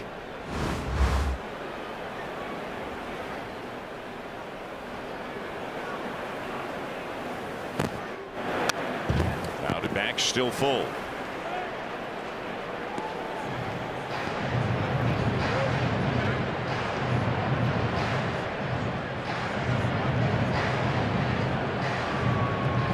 A walk and a hit batter to get things started here in the top of the ninth. Then a wild pitch, and now Estrada still looking for his first out, trying to put away Abreu.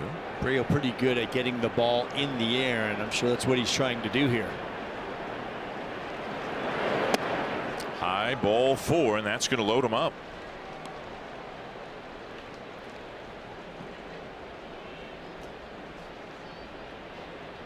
for Wilson Contreras. Doubled in a run in the first. Couple of outs after that, and then a sacrifice in that 8th inning. A couple of batters before the grand slam. Infield remains in.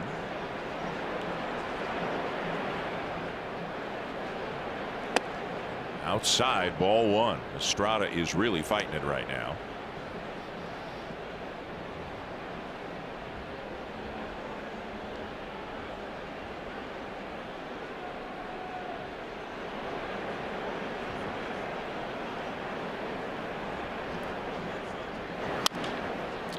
This is popped up foul, and might Guerrero have a play? Popped in and out of his glove. Got a piece of it, got over there in time, couldn't squeeze it.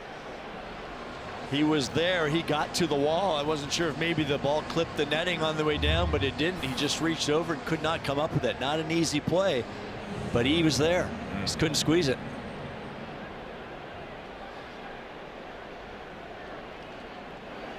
No error assessed on the play.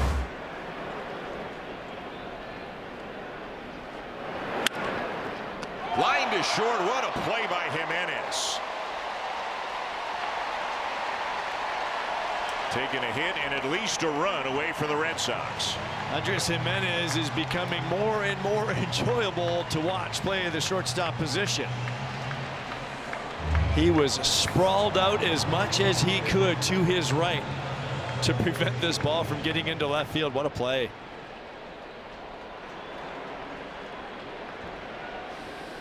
That's the first out, and here's Masataka Yoshida, 2 for 3 with a walk. Curveball for a strike.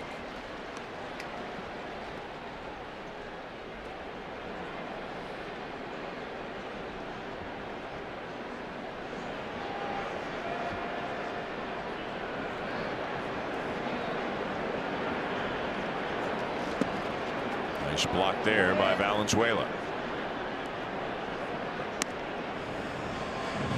I don't want to say those are the easy ones because there's nothing easy, but when you get a splitter or a changeup that's pretty well right in the middle of the plate, you can just square it out.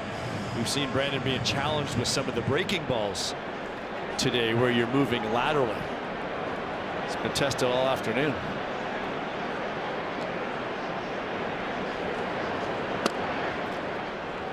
Two and one.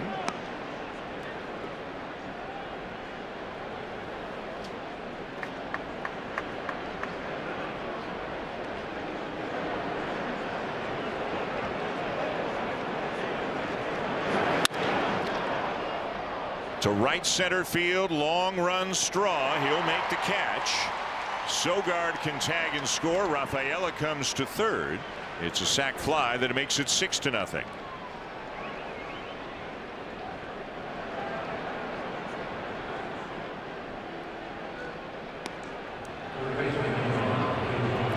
So runners on the corners with 2 down, and here's Durbin,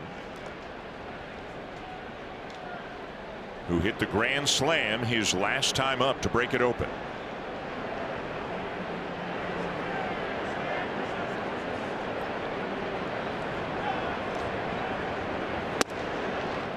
Oh, 0-1. Nathan Lucas, Charles McAdoo, Ernie Clement scheduled to bat in the bottom of the 9th, and Greg Weissert has been up for the Red Sox.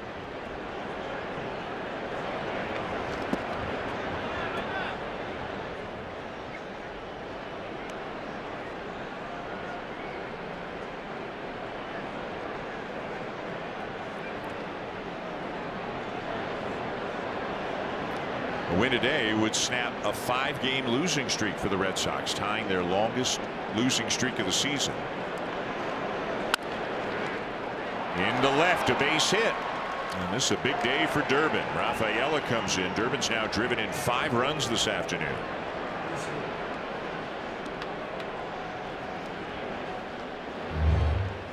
Slider, but it backed up on him a little bit and stayed on the inner part of the plate down, and Durbin handles that ball down really well.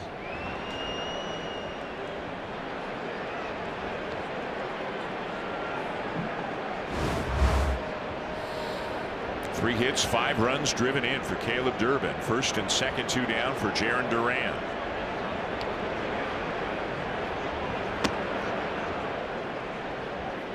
Valenzuela challenging here. Pitch is called the ball. The catch is challenging.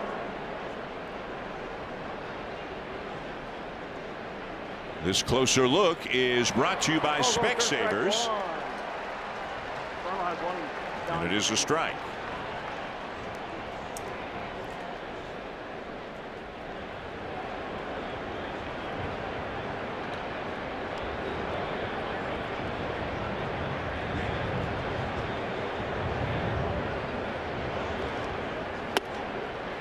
Looks like he went around, and it's 0-2.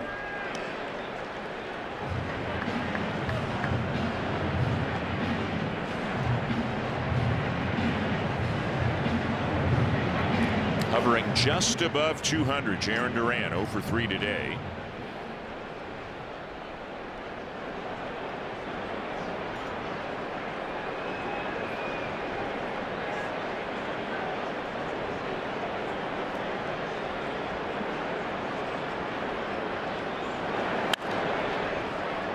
Got a play over the third base dugout.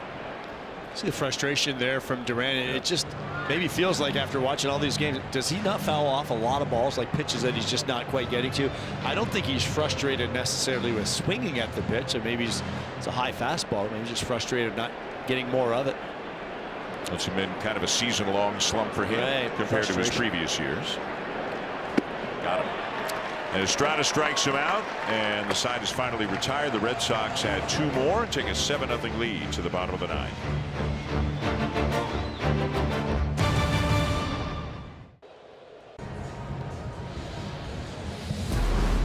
Well, Peyton Tolley did it a little bit of a different way here today than he did in his 14 strikeout game against the A's a few days ago, but just as effective.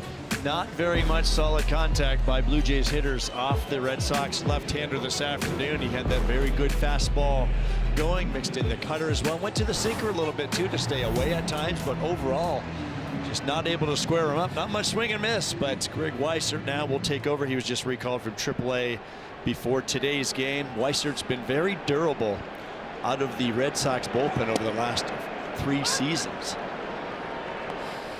Nathan Lucas leads it off here in the bottom of the 9th. Lucas 1 for 2. That base hit in the 3rd, the last base runner the Blue Jays have had today.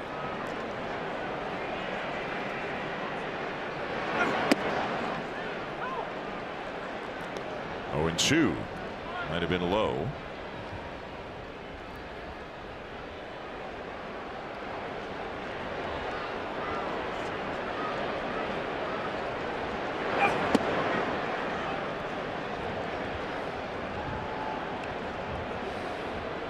Josh Smith is on deck to pinch hit for Charles McAdoo.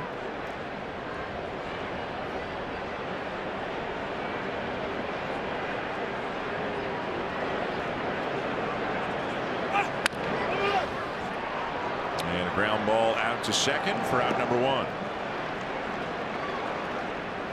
Well, big picture, you can't quarrel with taking 3 out of 4 from a pretty good team, but when you win the first 3, you get a little greedy. Obviously, you start thinking about it differently, but still a good stretch of games here for the Blue Jays. But this rugged stretch, Yankees, Rays, Yankees, these next 9 games will go a long way towards determining how things look after that when they start playing all the teams that they're competing with for perhaps a wild card spot in the American League. And most managers and coaches and staffs and teams will look at it as a series. So to start that stretch, 3-1 is a pretty darn good stretch. Of course, you get greedy because every day you arrive at the ballpark, you got a chance to win a ball game. But yes, it's not getting any easier this weekend or heading down to the Trop next week.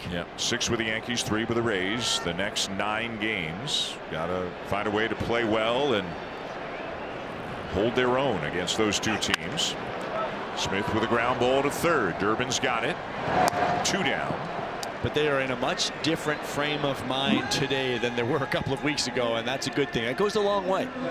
It goes a long way for guys arriving at the ballpark. They are very aware now that they are back in a wild card race. And all of a sudden, the Angels have a lot of new fans up here in Canada, at least right now, because they're playing the Rangers tonight. And I don't think it's premature to say that a lot of people are paying a little bit more attention to what Texas and other teams are doing at the moment, even though there's 39 games to go after today. I'm sure there were several Blue Jays fans and a couple of Blue Jays broadcasters that stayed up a little bit late in the Eastern time zone last night to watch those Angels and Rangers. Did you stay up for all night? No.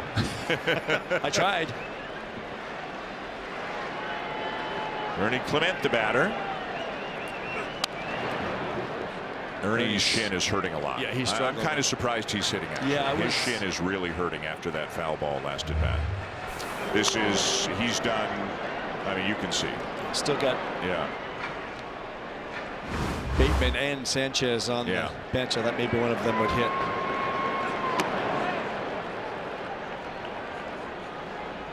But if John Schneider says, Ernie, you okay? Can you hit? He'll say yes. And you say, okay, go ahead. But then this happens. So this is where sometimes you got to take the decision out of the player's hands. If it's a 1-0 game, okay. If it's a 7-0 game.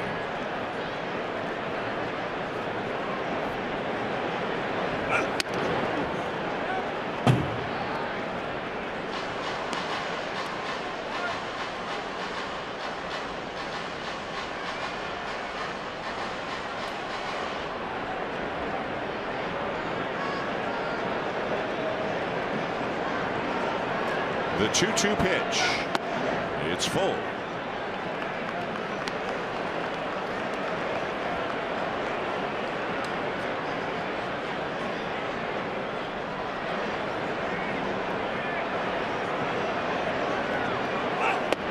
And ball 4.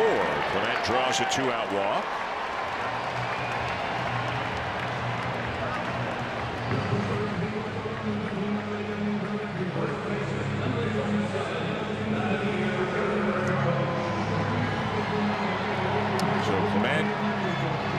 Gingerly makes his way down to first, and here's Guerrero, who's 1 for 3. A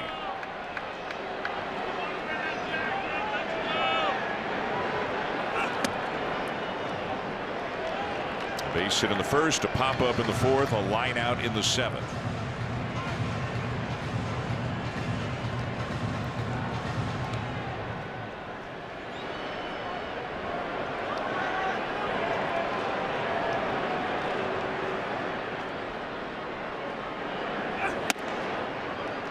Called strike, and it's 1-1.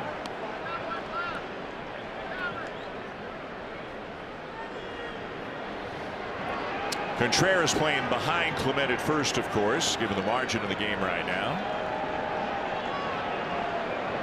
The 1-1. Foul ball, 1-2. You like that, eh? Did it again. He's good at it. He's all over it. There's no mystery. This is what you want. That was closer than the other ones, too.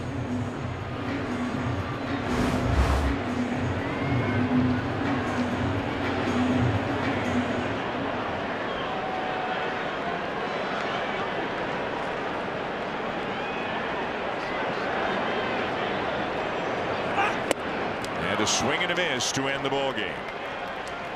So the Blue Jays will have to settle for 3 out of 4 against the Red Sox. And at the moment are now 2 back of Texas and Detroit for the final wild card spot in the American League. And it will remain challenging with the New York Yankees coming to town this weekend. And this is one of those days where you look at the opposing pitcher, and Peyton Tolley was on his game with his stuff this afternoon. Tough one to beat.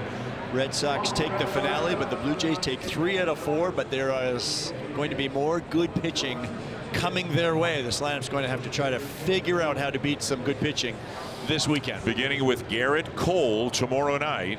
Starting for the Yankees, Shane Bieber will be the starter for the Blue Jays. It is time now for Blue Jays Central. Once again, let's send it to Jamie and Madison.